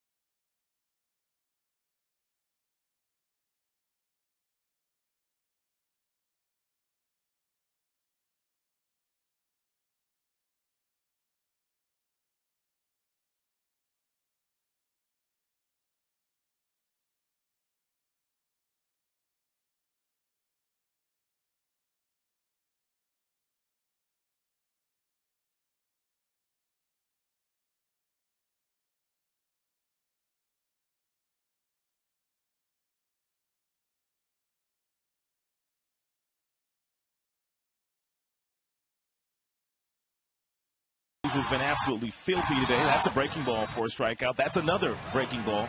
And then a fastball that he froze Santiago on. Of course, Coors Light Freeze Can is always brought to you by your Frost Brewed Coors Lights. Well, let's see if the Tigers can get the bats going here. They have Damon Ordonez and Cabrera. No time like the present. Better now than never, I suppose. Damon with a walk and a ground out. The Tigers have squandered a couple of opportunities here tonight against Hughes, but Hughes' numbers don't lie. He came in 32 innings pitched, having only surrendered 17 hits, 2 of which were extra base hits. Broken bat, little pop up, and Cano will get back to the grass for the out. Cabrera has doubled in this game, so that means Hughes has only given up 3 extra base hits this year. Not a whole lot of difference for Hughes. First and second time through. Marginal difference the third time through. That just goes to show what kind of year he has put together. Hideki Matsui, former teammate of Hughes, hit a home run against him. And J.D. Drew and Cabrera have hit doubles. Those are the 3 extra base hits. Ordonez backs out of there.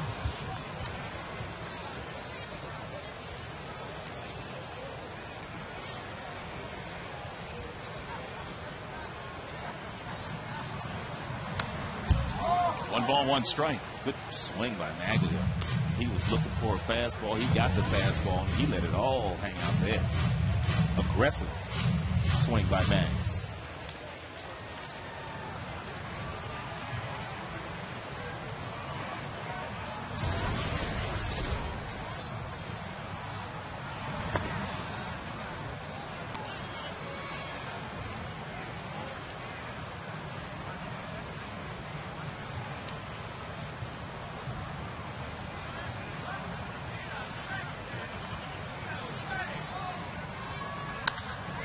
To left field on a line and roughed yet. Marcus Thames, you cannot hit a ball harder than that. 2 gone. It's going to bring up Miguel Cabrera talking about bat grips and how the guys hold their bats. How about the hearing from Mr. Cabrera? I got more extension to when they throw me outside pitch and inside pitch. I got more reads. Like I got more control to the bat, so I got good balance. That this teach me Poch Rodriguez. He teach me that in 2003 when I'm coming to the big league. So now and then I use it. And here is Cabrera. Interesting that he said that Pudge Rodriguez, when he got to the big leagues in 2003, actually taught him that grip. He said he taught it to him in spring training that year. And Miguel went down to Double-A and had a torrid start in Double-A. He ended up in the big leagues that year with the Florida Marlins, and he continued to use that grip. And take a look at the side swing here. You can see the grip. And he says it allows him to drag the bat in the strike zone. When you lead with the bat knob, you're able to drag the bat in the strike zone. But you're also quick enough to turn on fastballs if the ball is inside. Cabrera had a double to start things off in the second. Lined out to the shortstop, a soft liner. A broken bat back in the 4th. Ooh, he chased one out of the strike zone. I'll tell you what, man, Hughes is cruising tonight. Another strikeout for Phil Hughes. Give him 8.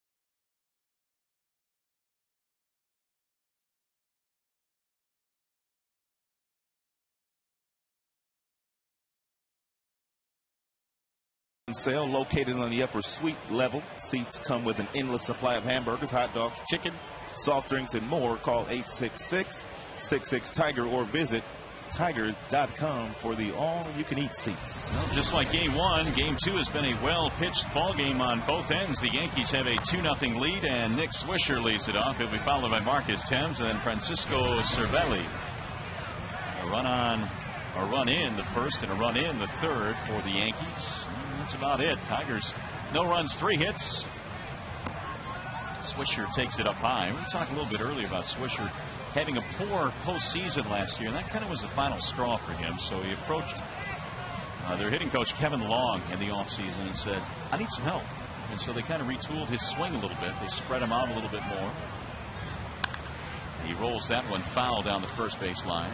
He's holding his hands closer to his body and eliminated some of that big leg kick that Swisher used to have. And they've retooled his swing, and the results have been pretty good. It's working for him. Swisher really didn't want any part of changing his swing up until that postseason last year. 3-1 on Nick. He'll be followed by Thames. Swisher 0 for 2 in this one. 2 out of 9 in this doubleheader. Actually, the series as a whole. That's popped up. Left field on the charge is Bosch, and in foul ground he makes the catch. 1 out.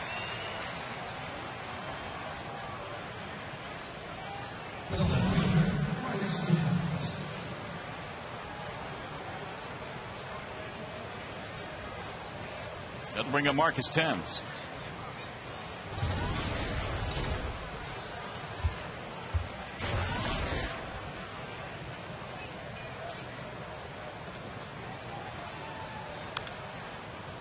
One on Marcus, who has struck out twice in this game. Jeremy has given Marcus a steady diet of breaking balls. He has shown him a couple of fastballs off the plate inside, but he's gotten him out with breaking balls.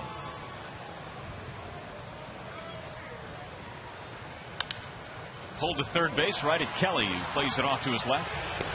Thames is gone, 2 away.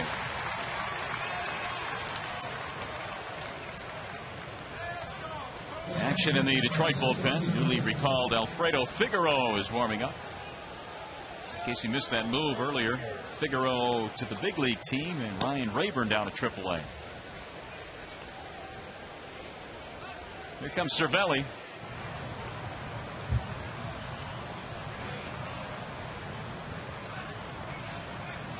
Bonderman being overshadowed here by Phil Hughes in this second game, but he's pitched himself a whale of a ball game. Against this offense, he has given up just 2 runs on 4 hits.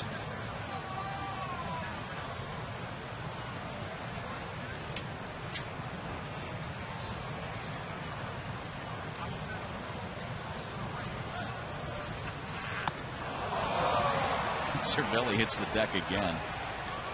They had him spinning out of the batter's box last time up.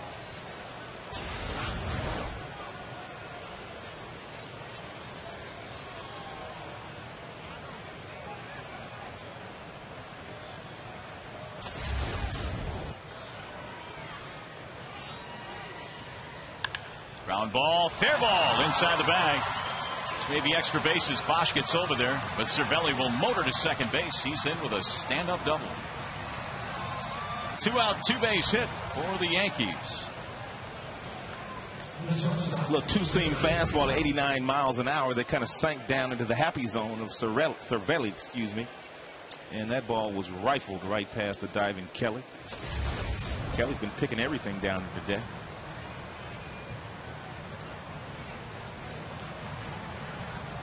Avila goes out to the mound. 2-out chance now for Pena, but here comes the pitching coach, Rick Knapp. 5 hits for the Yankees. They haven't scored since getting a run in the 3rd.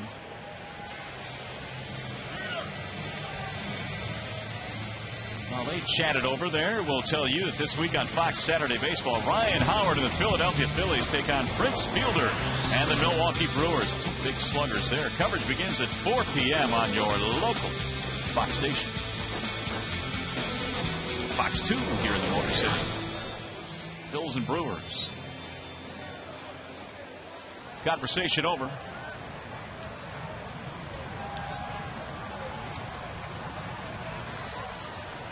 Phil Koch now has joined Figueroa.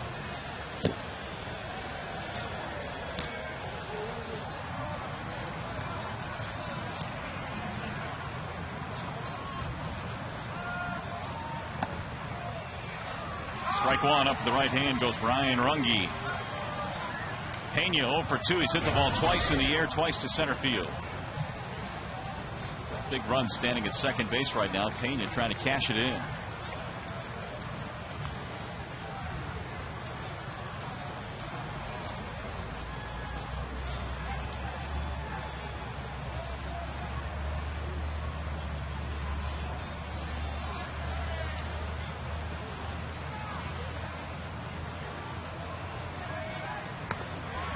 Going 2.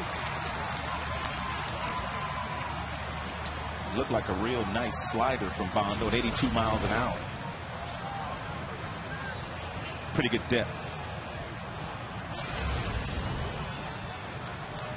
Bonderman still has an outstanding slider, but he just doesn't throw it as hard as he was throwing the slider when he had the 95-mile-per-hour fastball.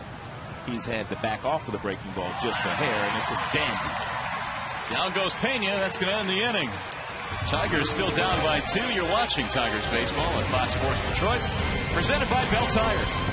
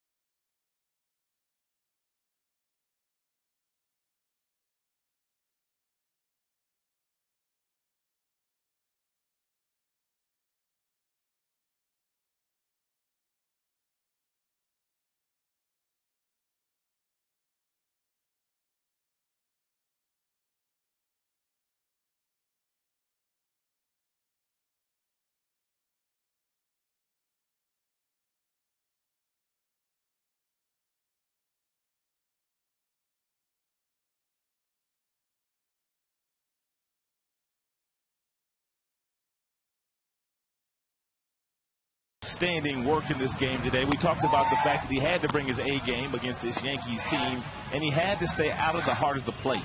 He has gotten it done with a mixture of two-seam fastballs with real nice sink action, an outstanding slider, and an occasional split-fingered fastball. 2 runs surrendered on 5 hits by Bonderman through 7 innings. What a night by Jeremy. So the Tigers down by 2, facing Phil Hughes, Brendan Bosch, Alex Avila, and Don Kelly. 2 runs, 5 hits for the Yanks. No runs, 3 hits for the Tigers. The 1-0 pitch. Bosch with a big swing, 1-1. Bosch standing in the batter's box, hitting a cool .346. No let up in sight. Cabrera has a double, Bosch a single, and Maglio a single. Those are the 3 Tigers hits. Got some changes. Brett Gardner now has moved to left field.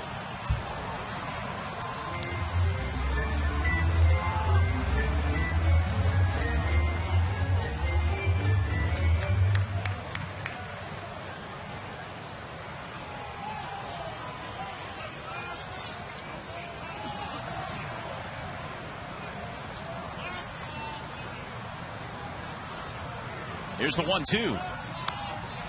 Back out of play.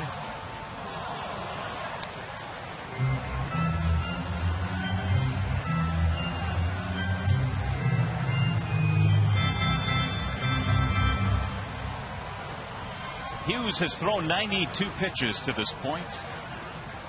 Trying to get through the 7th.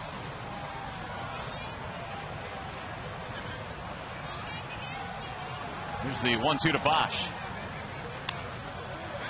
That's going to get through. And so Bosch has his second hit.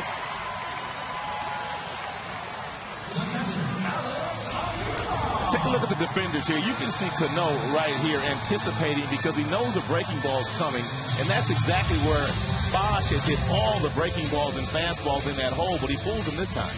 He goes right back up the middle, and no play for Pena, nor the very talented Robbie Cano. And Bosch continues to impress with his outstanding swing. 2 for 3 tonight for Bosch, and here comes Avila. Tigers have just their 4th hit.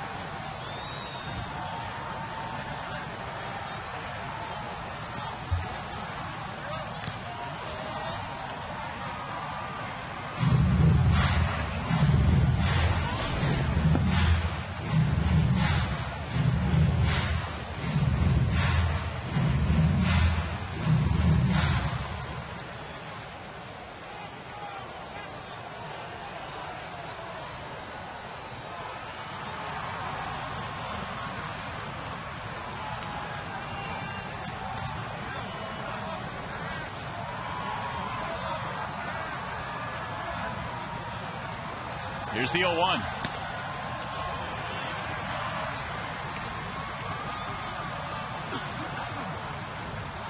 Alex tonight has fanned twice. The strikeouts have come at a high rate here for Hughes. He has fanned 8, which is a season high.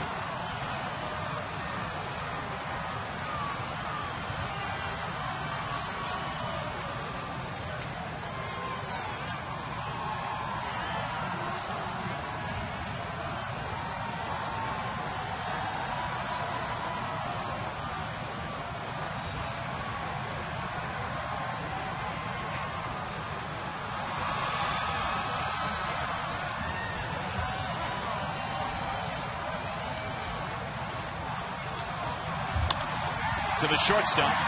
Jeter to second one. Cano's relay is in time. The double play. That was Pena, rather, not Jeter. Double play makes it 2 outs, nobody on. 6-4-3. And just like that, Hughes back to where he wants to be now. He'll face Don Kelly.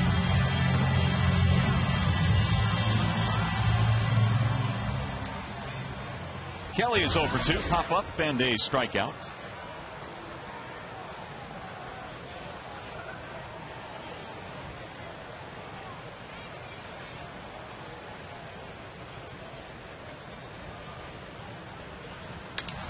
Broke his bat, and that's going to be a base hit. Tigers have had a few broken bats tonight. That one drops in for a single to keep the inning going. It'll bring up Santiago.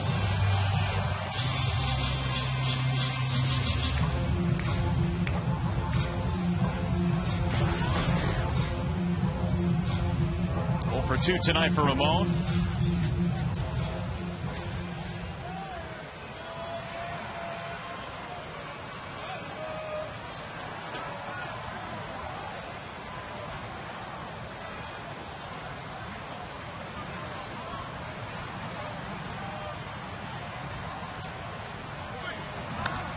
Fouled away 0-1.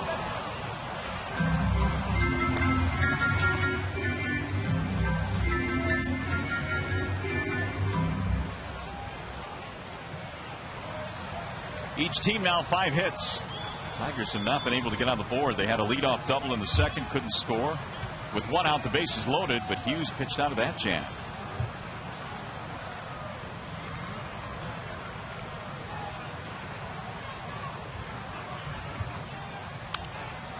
Oh, 2. There have not been many better pitch games against the Tigers this year than tonight's performance by Phil Hughes.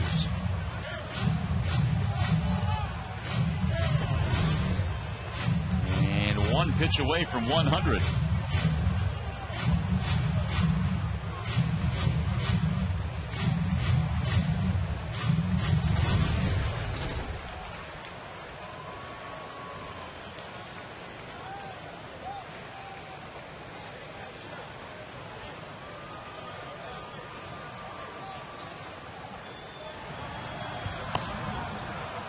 1-2.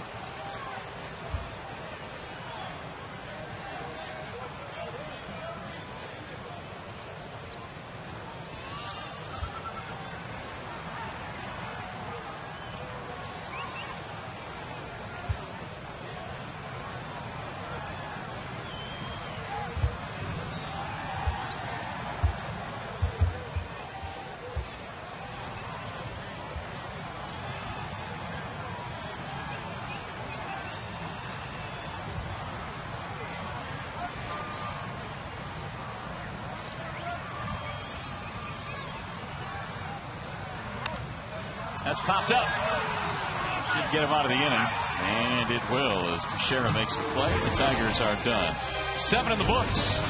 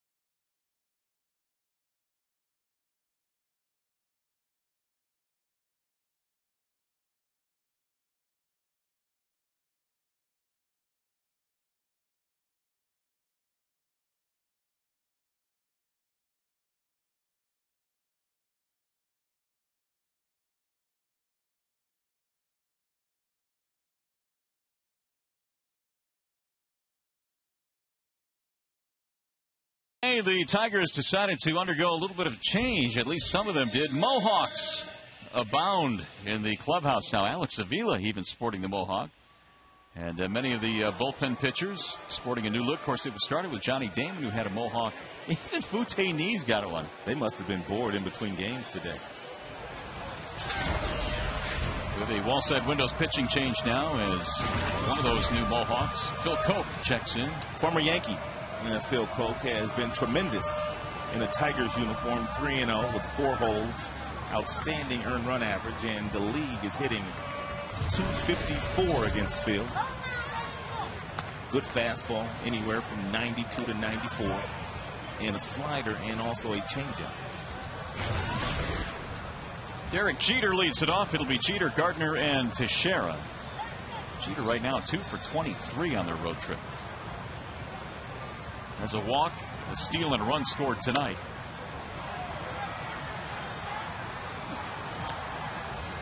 One ball, one strike on Jeter.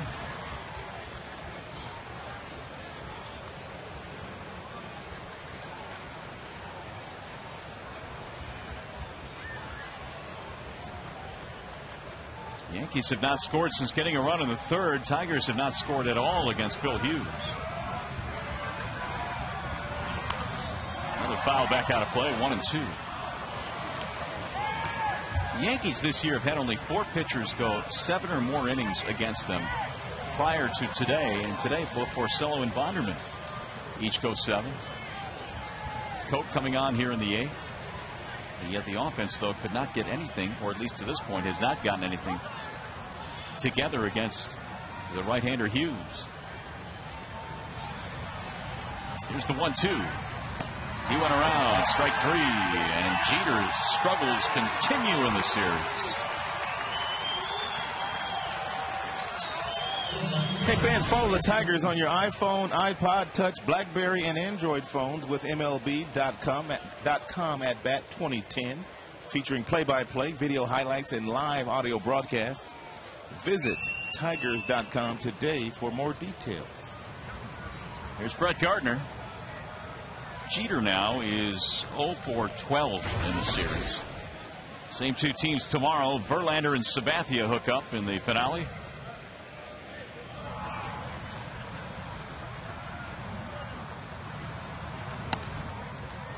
Strike 1 on Gardner. 2 singles, a steal, and a run scored. Phil Coke came into a ball game a couple of days ago, and Zamaya started the inning. And Phil Coke came in with the bases loaded and nobody out. Only 1 run scored in that game before he got some help from Ryan Perry. A lot of times that's how you measure the success of the setup men and guys that pitch in the 7th inning. How many inherited runners do they allow to score? And of course the Tigers bullpen this year has been very good in that regard. They've been the best bullpen in the American League.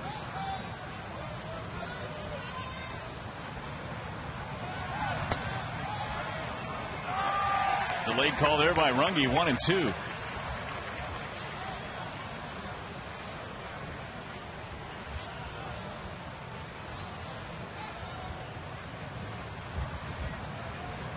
$28,000 plus for the nightcap here. Today for game 1 in the doubleheader, we had 27,000 plus. Temperature right now down to 49 degrees here at the ballpark. When the Tigers made that deal in the offseason, sending Granderson to New York and Jackson to Arizona, and there were a lot of people that didn't really like the move at first, but all baseball people that are in the know and that know talent, they felt at the time that the Tigers made a tremendous deal to get the 4 players that they got in return for the 2 that left. Here's the 1-2. And he got him. Strike 3 as Coke strikes out a pair to start this inning. Jackson and Coke have been tremendous this year. Scherzer is still trying to find his way. And Daniel Slareth, who is down in the minor leagues, has a really good arm as well. Left-hander that throws awfully hard. So it was a great move for the Tigers to the players they got in return for the 2 stars that left. And bullpen ERA at 2.18. Tops in the American League. 2 outs now for Teixeira, who bats from the right side. Teixeira had an RBI single back in the 3rd, 1 for 3.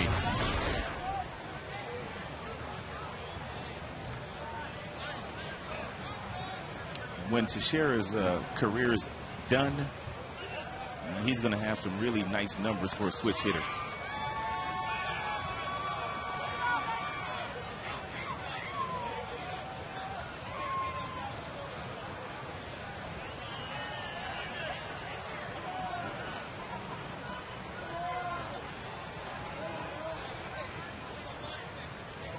Two-0 from Coke.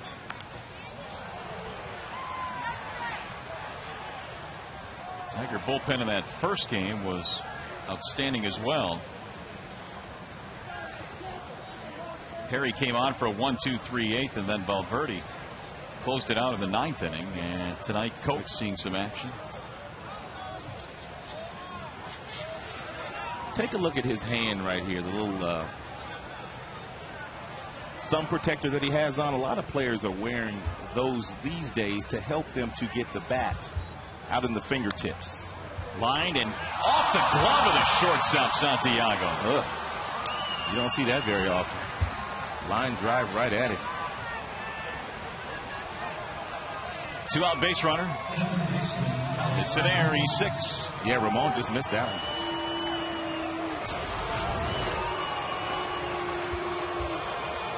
But you see a lot of guys wear that protective device that Teixeira wears, because certain guys have trouble getting the bat out of their hands so deeply, so they use that protective device to get the bat out into their fingertips which allows them to have more bat speed because they can whip the bat through the strike zone a little bit more quickly. Here's Alex Rodriguez with 2 outs. The inning is still alive. And the first error of the game for either team. A-Rod, an RBI single in the first. And responsible for one of the 2 runs the Yankees have scored tonight. Another pitching duel here in the nightcap. Tigers now have committed 29 errors. Well, actually, 1 here in this game. And in the opener, they committed 1 as well, so it's an even 30.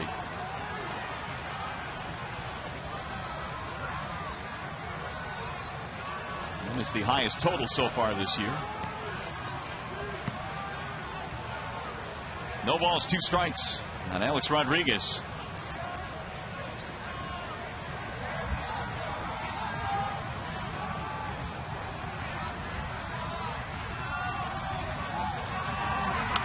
Bouncing ball to short. And Santiago right there to get the Forest side retired. So nothing comes to the 2-out error. We go to the bottom of the 8th.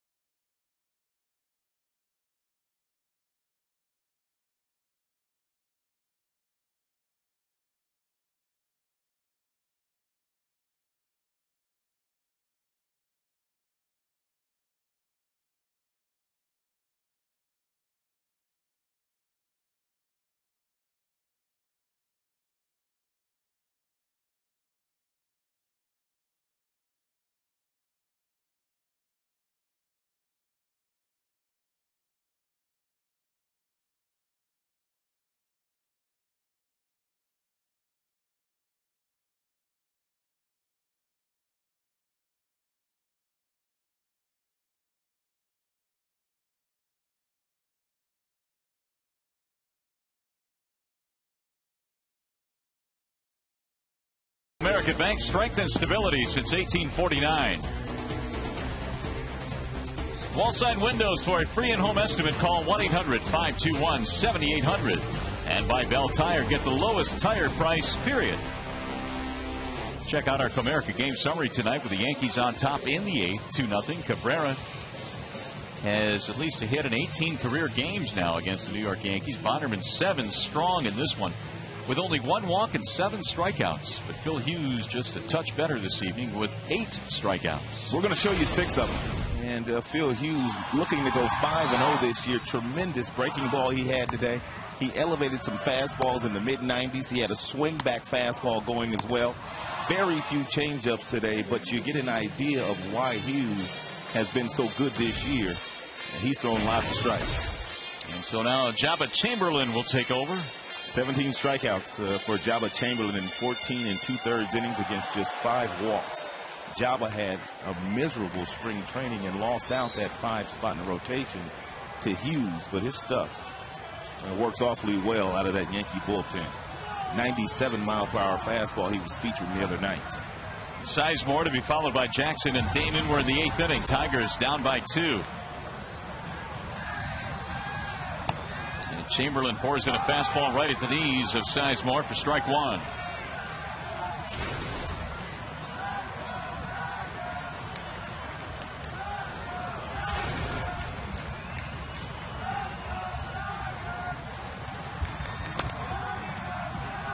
One ball, 1 strike.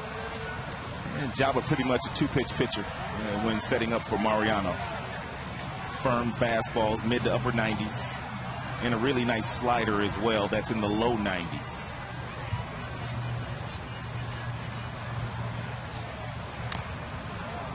Chamberlain now with a team-high 16 appearances.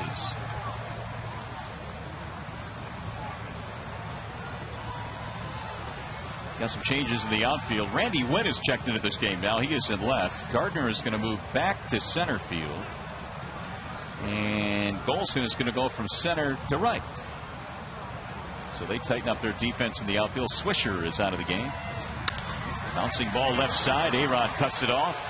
Spins in a nice scoop at first base on the backhand by Teixeira. What a nice luxury to have if you're the left side of the New York Yankees infield when you've got Teixeira, who is winning Gold Gloves every year, picking every bad throw that you throw. Nice job getting to the ball, and it looked like A-Rod set his feet, but from that sidearm angle that he throws from, he's been bouncing quite a few balls over there, but Teixeira bails him out. There's Austin Jackson.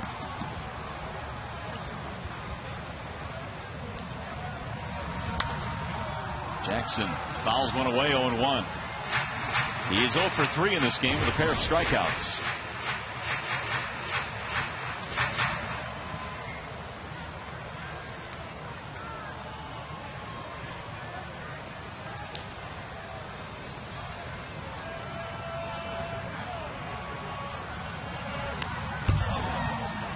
Jackson had a good rip there at a 97-mile-an-hour fastball right at the belt.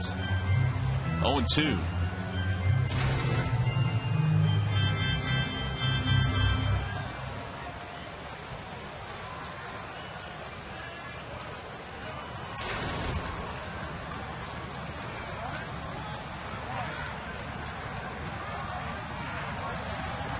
Way high. Cervelli was setting up high, but not quite that high. Jabba last year made 31 starts.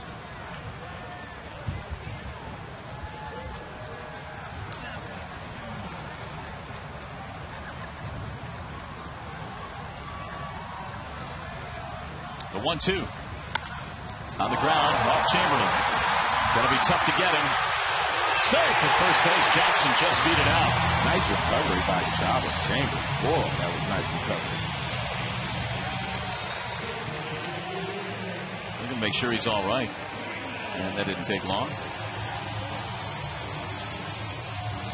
Chamberlain made that play closer than I thought it'd be. Well, the ball bounced off of him. He couldn't find it for at least a second. Then he finally located it, and he got over to it, and he shuffled over to first base, and with a nice stretch by Teixeira, they almost got him.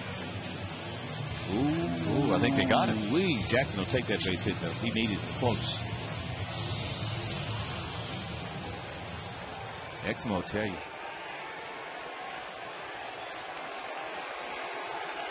So the tying run coming to the plate now in a 2-0 game, 1 on, 1 out.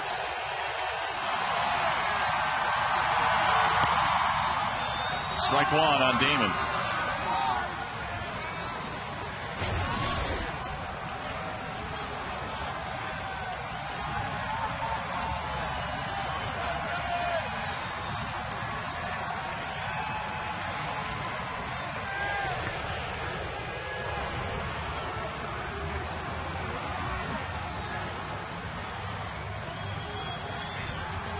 Damon 0 for 2. He has a walk in this game.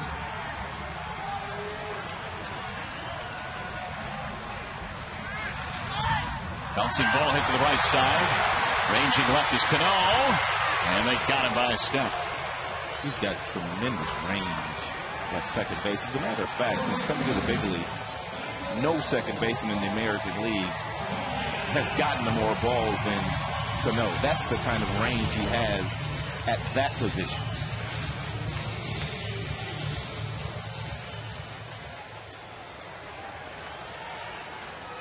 Damon, who gets down the line in a hurry, made it really close at first base. And very seldom do you see Cano leave his feet.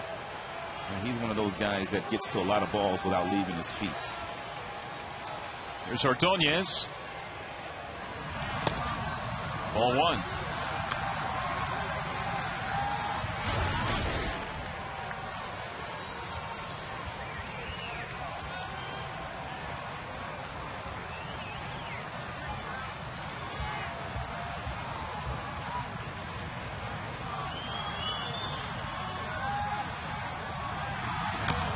Maglio hit 4 early home runs this year, but he has not hit one since the 17th of April. That was in Seattle.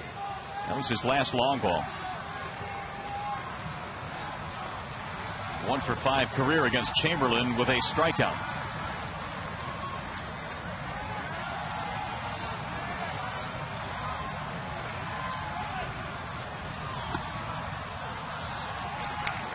Two and one. Jackson got it going with an infield hit with 1 out. He's standing at second now with 2 outs. Now to Chamberlain out of the University of Nebraska.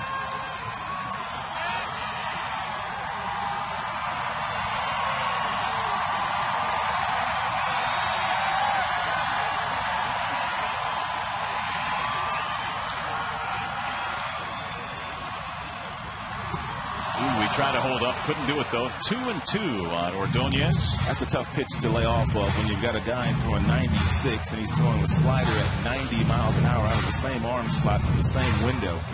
You're going to get some swings like this. Most guys' sliders aren't 90 miles an hour.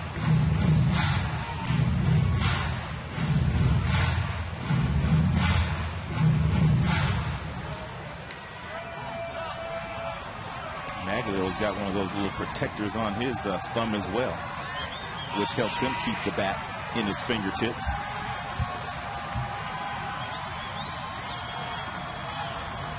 Swing and a miss. Boy, Chamberlain carved up Maglio. Inning over. We go to the 9th, 2-0.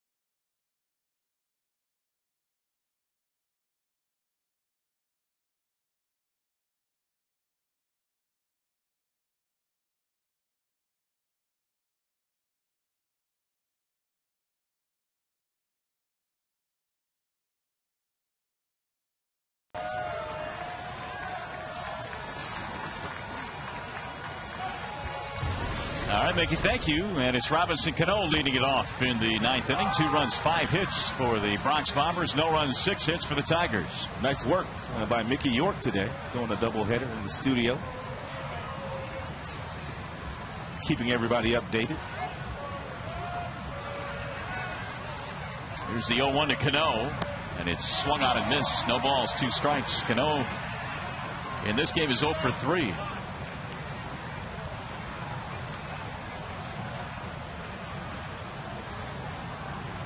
Win and then Golson to follow. Phil Coke came on. Innings worth of work in the 8th. And now here in the 9th.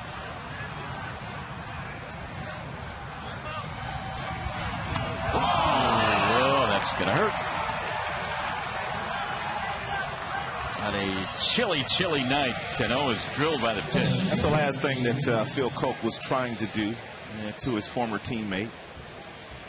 But he was trying to make Cano move his feet with his good fastball inside, but it got too far inside.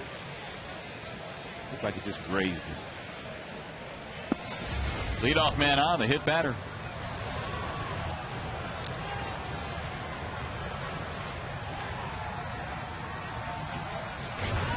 Here's Randy Wynn. It's his first at bat in this game.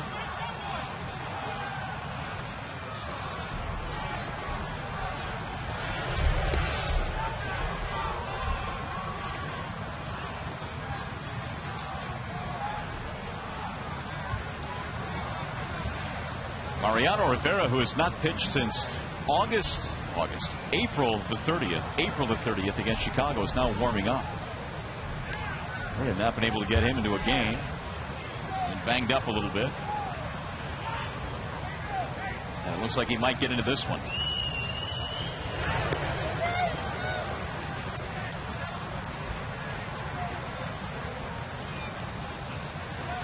There he is, the future Hall of Famer, Mariano Rivera. The only player in the major leagues that still wears number 42. And once he retires, no one will ever wear that number again, except on Jackie Robinson Day. Ground ball. Look at Kelly make another terrific play. Throws high to second. They will get the out there, and safe at first base is Wynn. A nifty play down there by Sizemore to climb the ladder. Kelly was anticipating the bunt because he was in about 4 or 5 steps from his position at third, and he was able to snare it. And when he spins and throws, a nice elevation by Sizemore, and once Sizemore jumped up in the air, that basically took the double play out of order. They weren't going to turn that play. Here's Greg Golson. First at bat in this game and in the series.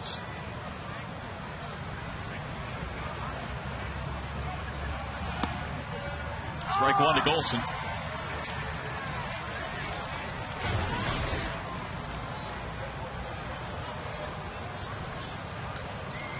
Grant Wilkes-Barre, the numbers that he had there, first major league at bat this season, right here for Golson.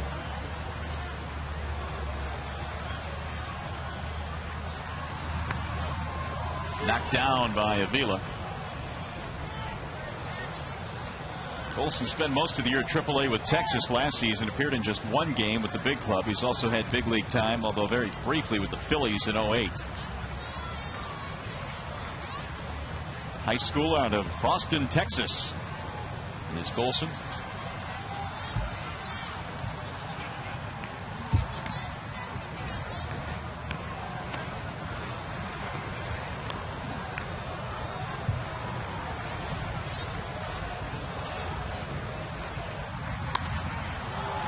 One and two.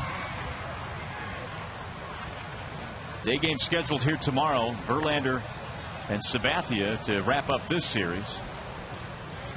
Tigers hoping for a doubleheader sweep here tonight. In fact, the last time the Tigers beat the Yankees 2 games in one day here in Detroit, you got to go back to 1960.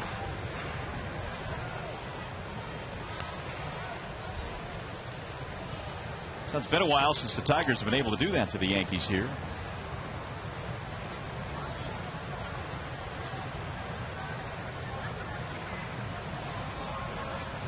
Of course, in those days, they scheduled doubleheaders. The 1-2 pitch is looped into shallow center field. That's going to drop in, base hit. That's why hitting coaches will tell you it's not all bad to get jammed every now and then with 2 strikes. Koch made the pitch that he wanted to make, and he got in on the hands of Golson. But Golson still able to fight this ball off into shallow center field. Up and in is what Fox Tracks is telling us at 93 miles an hour.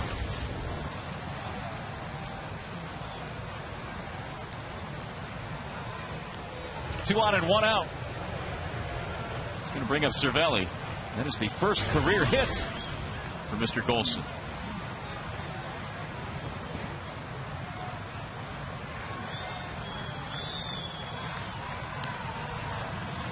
Cervelli had a double back in the 7th. It came with 2 outs. He didn't score. Ball 1 from Cope. Tigers, when we get to the bottom of the 9th, will have Cabrera, Bosch, and Avila due up.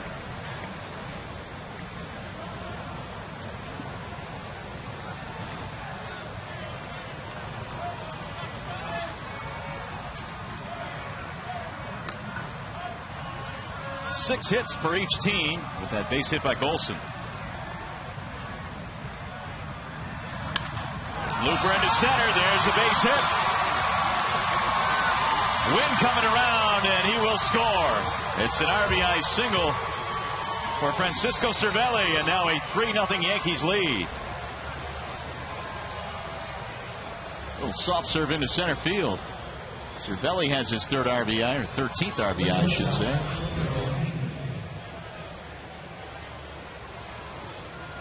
Looked like Cervelli was looking for something inside, and the ball was away, and he reached out to grab it, and with Wynn's speed, there was going to be no play at home plate.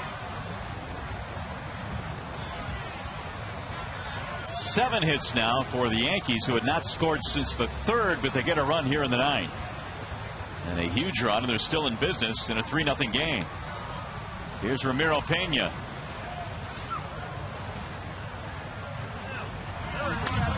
Slice that one foul, back out of play. Pena is 0 for 3 tonight. He was 0 for 3 in the opener as well. Has played both ends.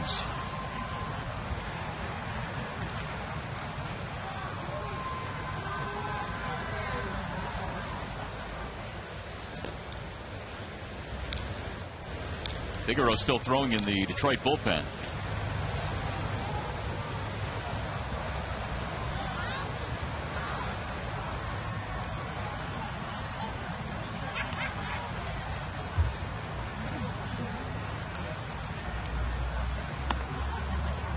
If you're Coke in this situation, no need to overthrow. That last fastball at 93, he appeared to overthrow, and the ball was up in the strike zone. And what you have to do is somehow slow the game down to see if you could make that quality pitch at the bottom of the strike zone, which could get you a ground ball and possibly a double play to get out of this inning.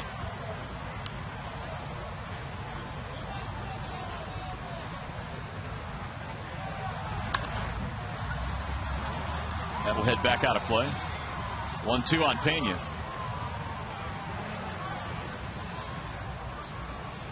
And Coke would love to get that double play and keep Jeter from hitting here in the 9th. He's in the on-deck circle, although he's had a rough series.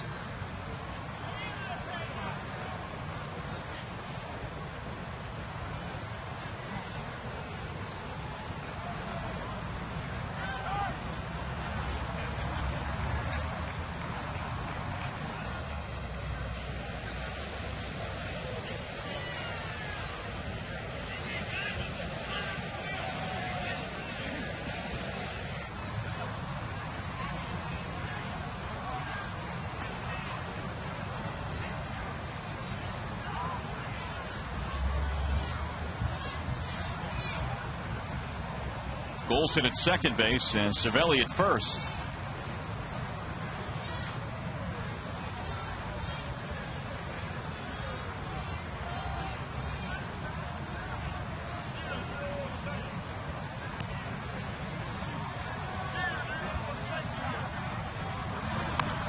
Rolled foul.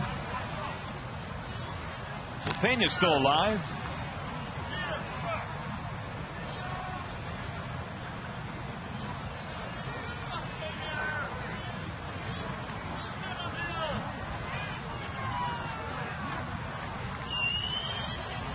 Joe Girardi's team having lost 3 straight, hoping to break that skid in this nightcap, and they have a 3-0 lead in the 9th.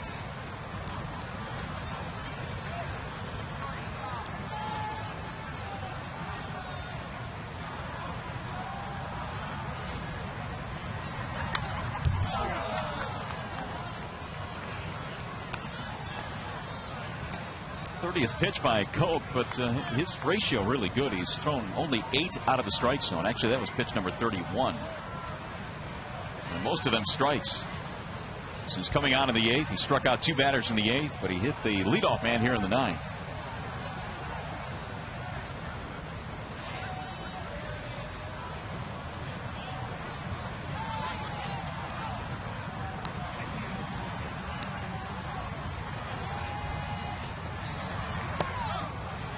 Missed it inside. 2 balls, 2 strikes.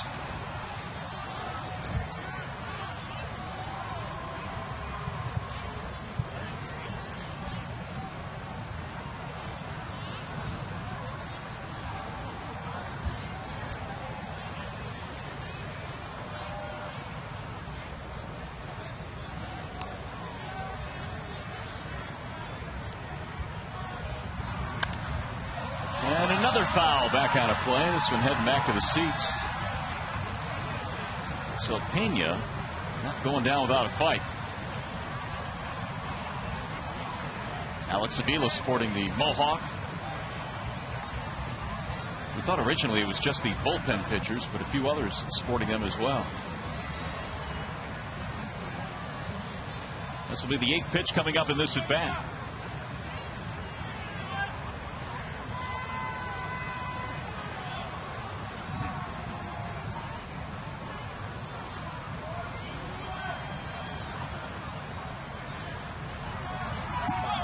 Inside, it gets away, but not far enough. And now it's 3-2 on Ramiro Pena. With a 3-run lead here in the 8th inning and a 3-2 count and 1 out. And more than likely, Girardi starts his runners.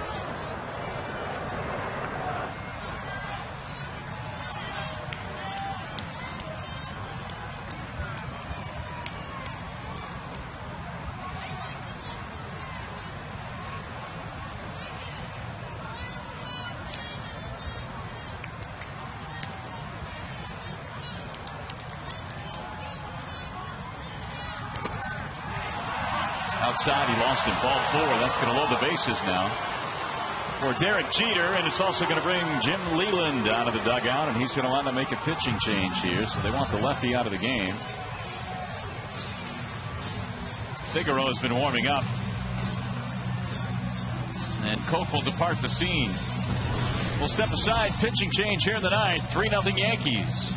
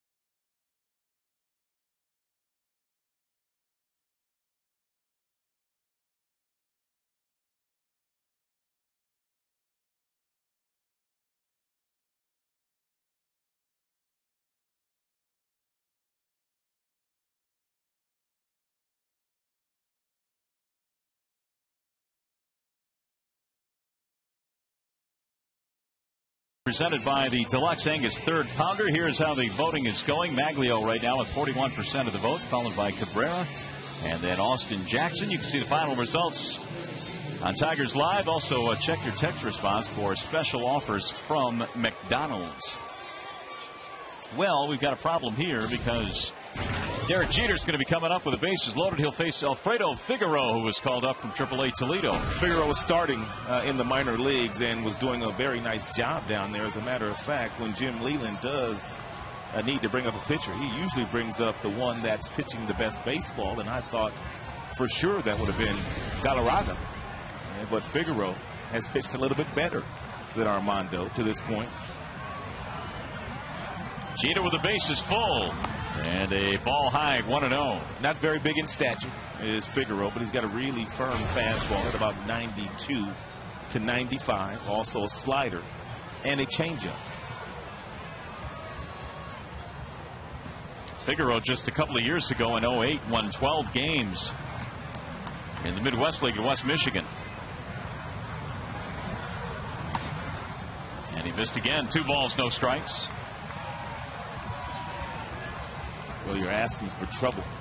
And Derek Jeter has not done a whole lot in this series, but in a 2-0 count, if Derek decides to swing, you can bet he's going to hit the ball hard somewhere.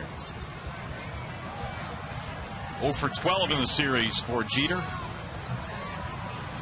The 2-0. And it's a strike on the outside corner, 2-1. Good firm fastball at 94, located in a very nice spot. Down and away at 94. You can't do a whole lot with that particular pitch.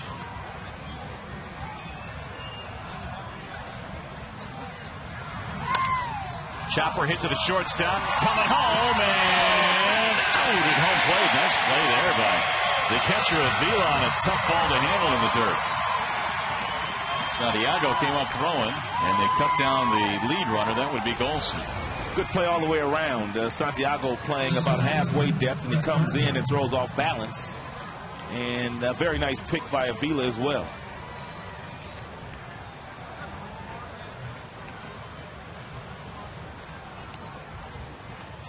Two outs. And that's going to bring out Brett Gardner. Base is still loaded. Gardner has a couple of hits. He has stolen and scored a run.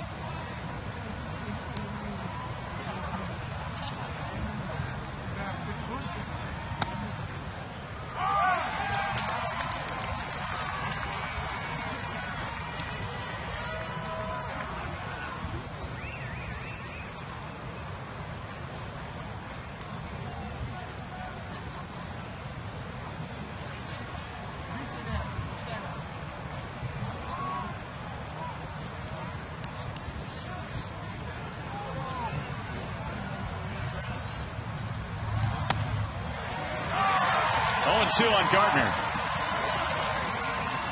Again, the Tigers in their half of the ninth will have Cabrera, Bosch, and Avila.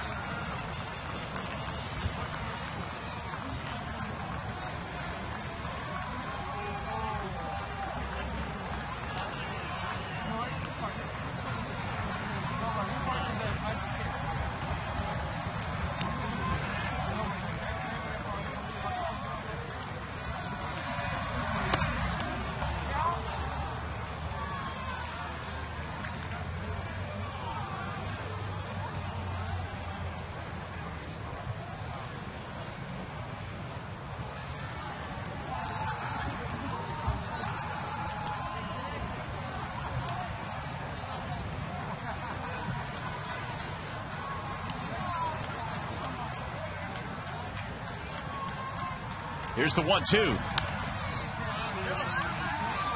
Kelly will give chase. Not going to get there, though. Back out of play.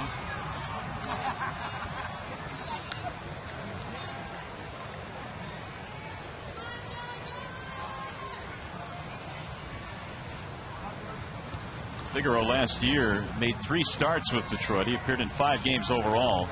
Much of the year at AA Erie. He is out of the Dominican Republic, 25 years old. Alfredo.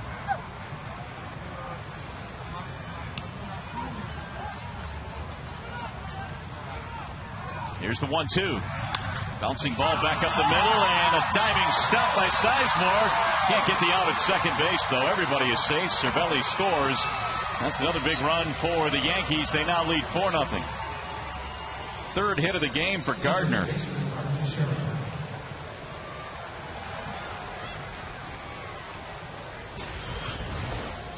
And Sizemore is showing some very nice range here up the middle. And able to get to it, but unable to shuffle it to Santiago. And these Yankees, as we talked earlier in the game, they were going to come out with both barrels blazing here in the second game of the nightcap. It's tough to sweep an outstanding baseball team like the Yankees. Mark Teixeira singled in a run back in the third. Base is still loaded. 4 runs on 8 hits now for New York.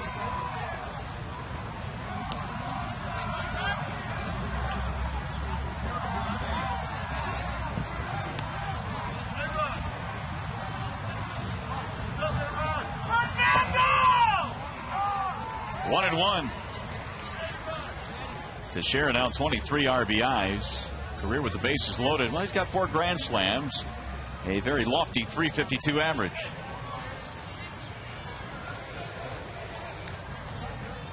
Pena and Jeter and Gardner, the base runners. That's in the shallow center. Here comes Jackson. That's going to drop. Base hit. 2 more runs will score. Mark Teixeira to shallow center field. 3 RBIs on the night. It's now 6-0 New York.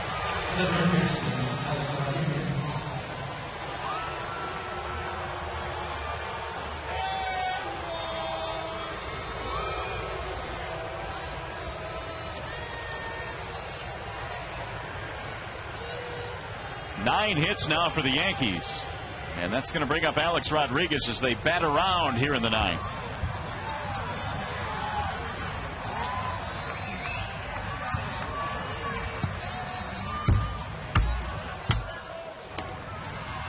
Ball 1 to A-Rod.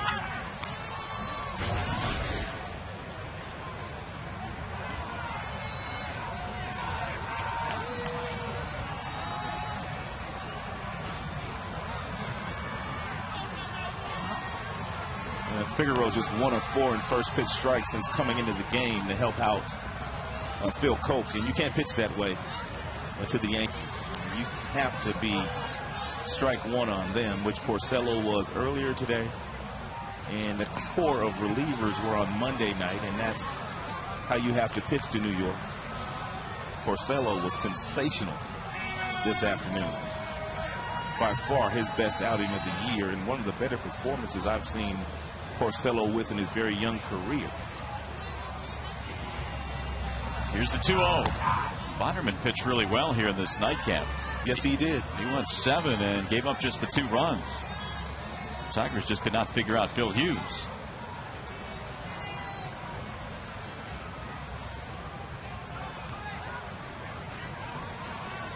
(3-0) meantime on Alex Rodriguez.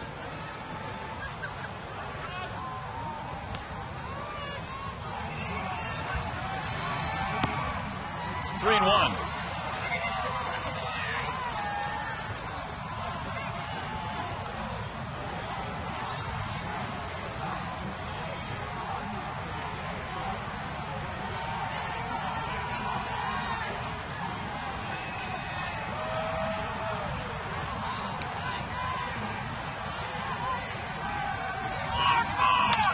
Driven down the left field line, fair ball. This will go to the corner. Another run is in. A-Rod is chugging towards second. He has a double and an RBI. The Yankees pouring it on now 7-0.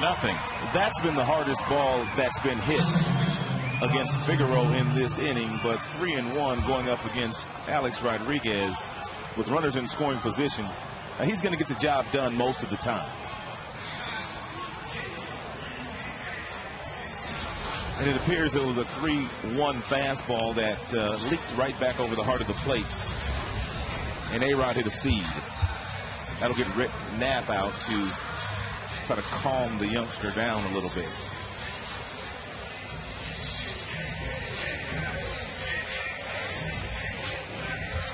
Well, these 2 teams will get together tomorrow to wrap up this series at 1 o'clock. And CC Sabathia with 4 victories taking on Justin Verlander. That'll be the 4th and final game in the series. That should be an outstanding game. Both guys have walked 16 this year. Verlander with more strikeouts. Of course, Sabathia has 4 wins, and Verlander's earned run average continues to inch its way down with the last couple of performances that he has had. Pinch runner now for Alex Rodriguez down there at second base. Kevin Russo, who pinch ran in the first game, is out there again.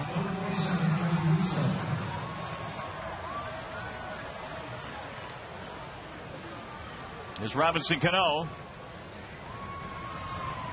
He's hit by a pitch to start the inning.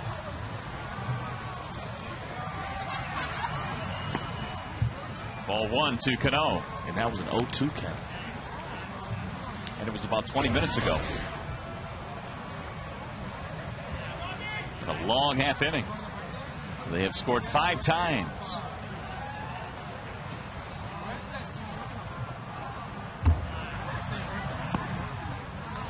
Two balls, no strikes.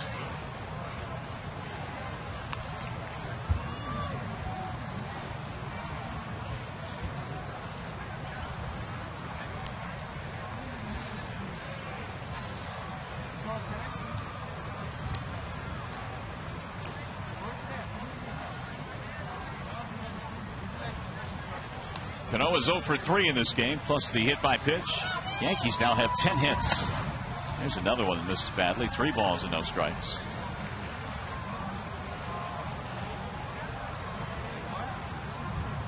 Now they're just going to put Cano on here with first base open. So he started the inning by being hit. Now he'll be walked. And that's going to reload the bases. And Randy Wynn will bat for the second time of the inning. Wheels falling off a bit for Jim Leland's squad here in the 9th. The bullpen unable to keep it a 2-run game.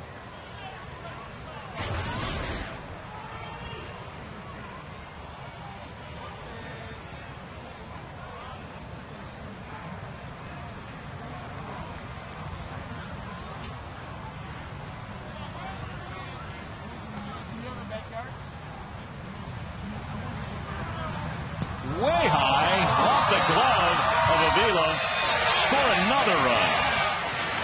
As Teixeira comes racing home, and it's 8-0.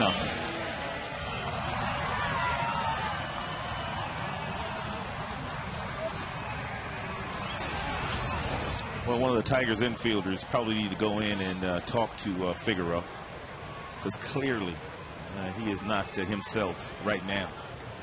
I know Rick Knapp has already gone out, but this is where one of the position players, Cabrera, Santiago, Avila, and go out and have a little chat with him. See if they can calm him down to get him back in the strike zone. Swing and a miss, 1-1.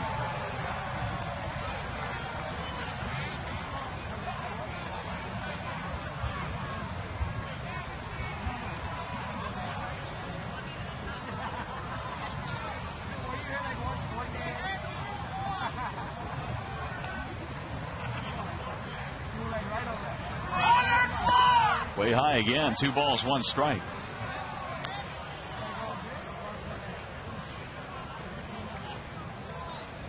Nobody warming up in the Detroit bullpen. They've gone with Coke tonight, and now Figueroa here in the 9th.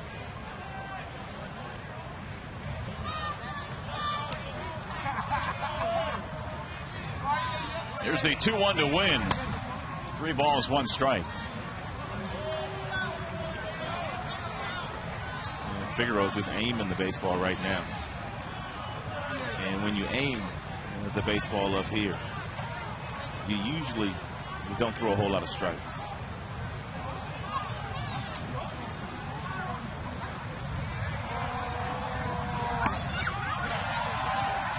Three, 2. Wynn took a rip.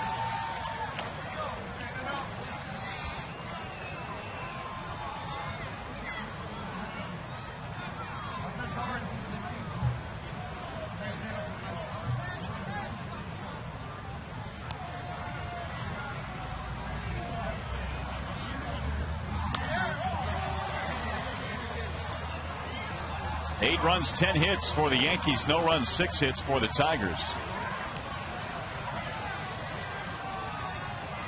3-2 on Randy Wynn.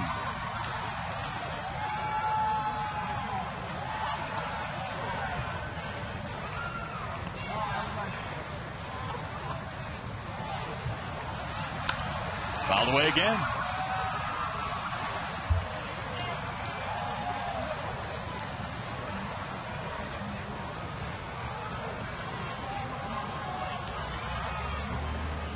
Tigers pitchers in this inning, and it started with Koch and now Figueroa, have combined to throw 47 pitches.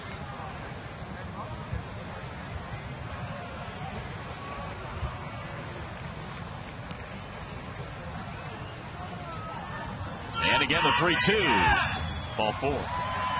So Figueroa walks another. And that's going to bring up Golson for the second time. Bases are reloaded. Rick Knapp on the telephone, chatting with the bullpen. Well, they didn't want to get anybody up, but they've got to get some stirring down there just in case. Figueroa continues to unravel. Golson takes ball 1. It's kind of a hopeless situation, or helpless situation, I should say. The Tigers wanted to finish this one out with Figueroa. Well, he's missing with just about every single fastball up in the strike zone, which is an indication of a young pitcher that is rushing. The game is sped up on him, obviously, and he can't slow it down. Foutini is now tuning up. 1 ball, 1 strike on Golson.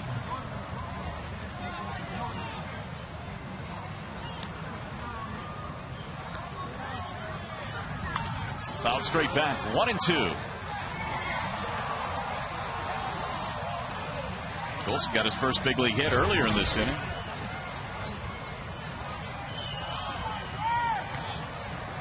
One of the 10 hits the Yankees have put up here in the nightcap. But a good portion of that against the Tigers bullpen tonight.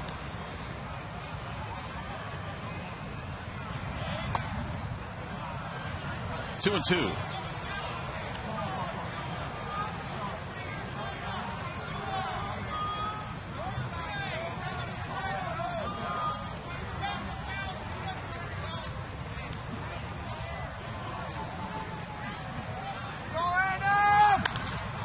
Shot into right field, and Ordonez will make the play to mercifully end the inning. 6 runs in. We go to the bottom of the 9th.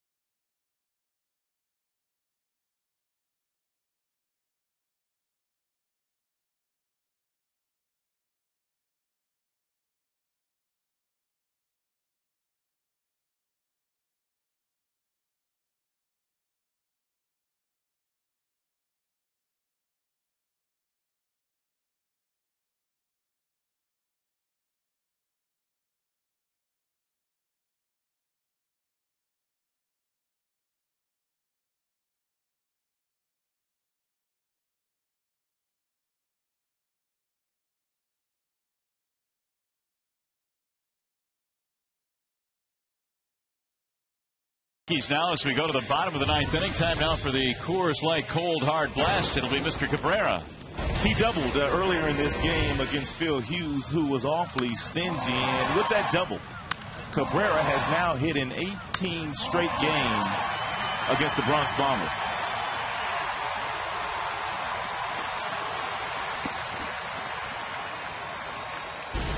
And here are the numbers.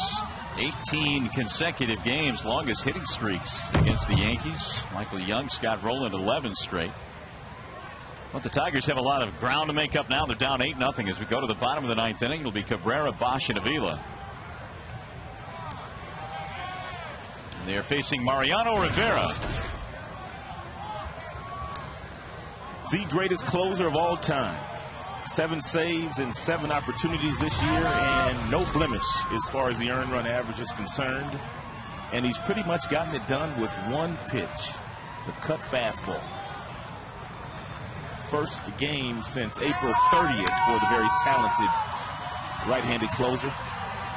That's skied into right field. Golston for the catch, and one gone. Mariano is a free agent after this year, just like Derek Jeter, the shortstop. But I couldn't imagine either player, if they want to play next year, which they both want to play, I can't imagine them wearing another uniform. Rivera with 44 saves last year. It's just been a fixture since '95 in that Yankees uniform. It's kind of like when they took off under their skipper, Joe Torre, at least that next year. They won 5 championships with Rivera and Jeter and Posada. Andy Pettit left for a spell and went back home to Houston, but came back and won another championship, so he has 5 rings as well with the Yankees. Brennan Bosch with 1 out. 1 ball and 2 strikes on Bosch.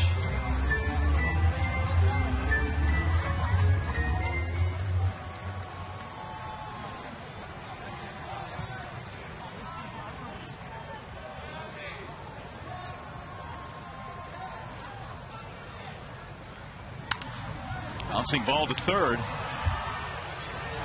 And Bosch is out. Let's take one more look at Phil Hughes this night. He came in with a 109 against batting average versus left-handed batters, and he dominated the Tigers' left-handed batters today. He had 8 strikeouts, 6 of which we're showing you right now. And our Comcast high-speed pitch is 95, and the low was 76. With that knuckle curveball that Hughes was featuring, but he has been as good as advertised. We heard he was good coming in. Oh, that last cut fastball. Wicked pitch by Mariano. Alex Avila is 0 for 3. Tigers had a couple of chances early in this game, albeit very small chances where they had a couple of runners in scoring position. On a couple of occasions, they had runners on second with nobody out, but Phil Hughes this year holding the opponents to a sub-200 batting average with runners in scoring position. Long night for the skipper here in the nightcap, although it didn't become really long until the 9th inning because it was a 2-0 game until then. Fouled away.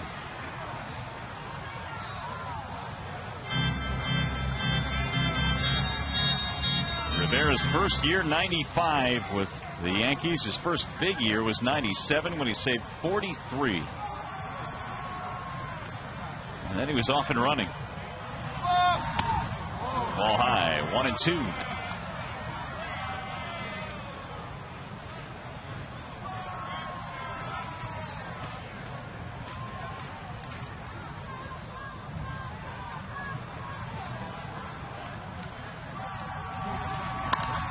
Driven down the right field line. That'll hook foul.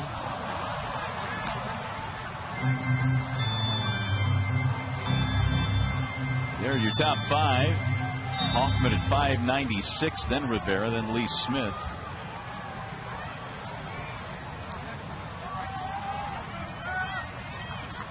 Rivera, 40 years old. And strike 3 called. Avila punched out of there, and that is that. The Yankees will gain a split.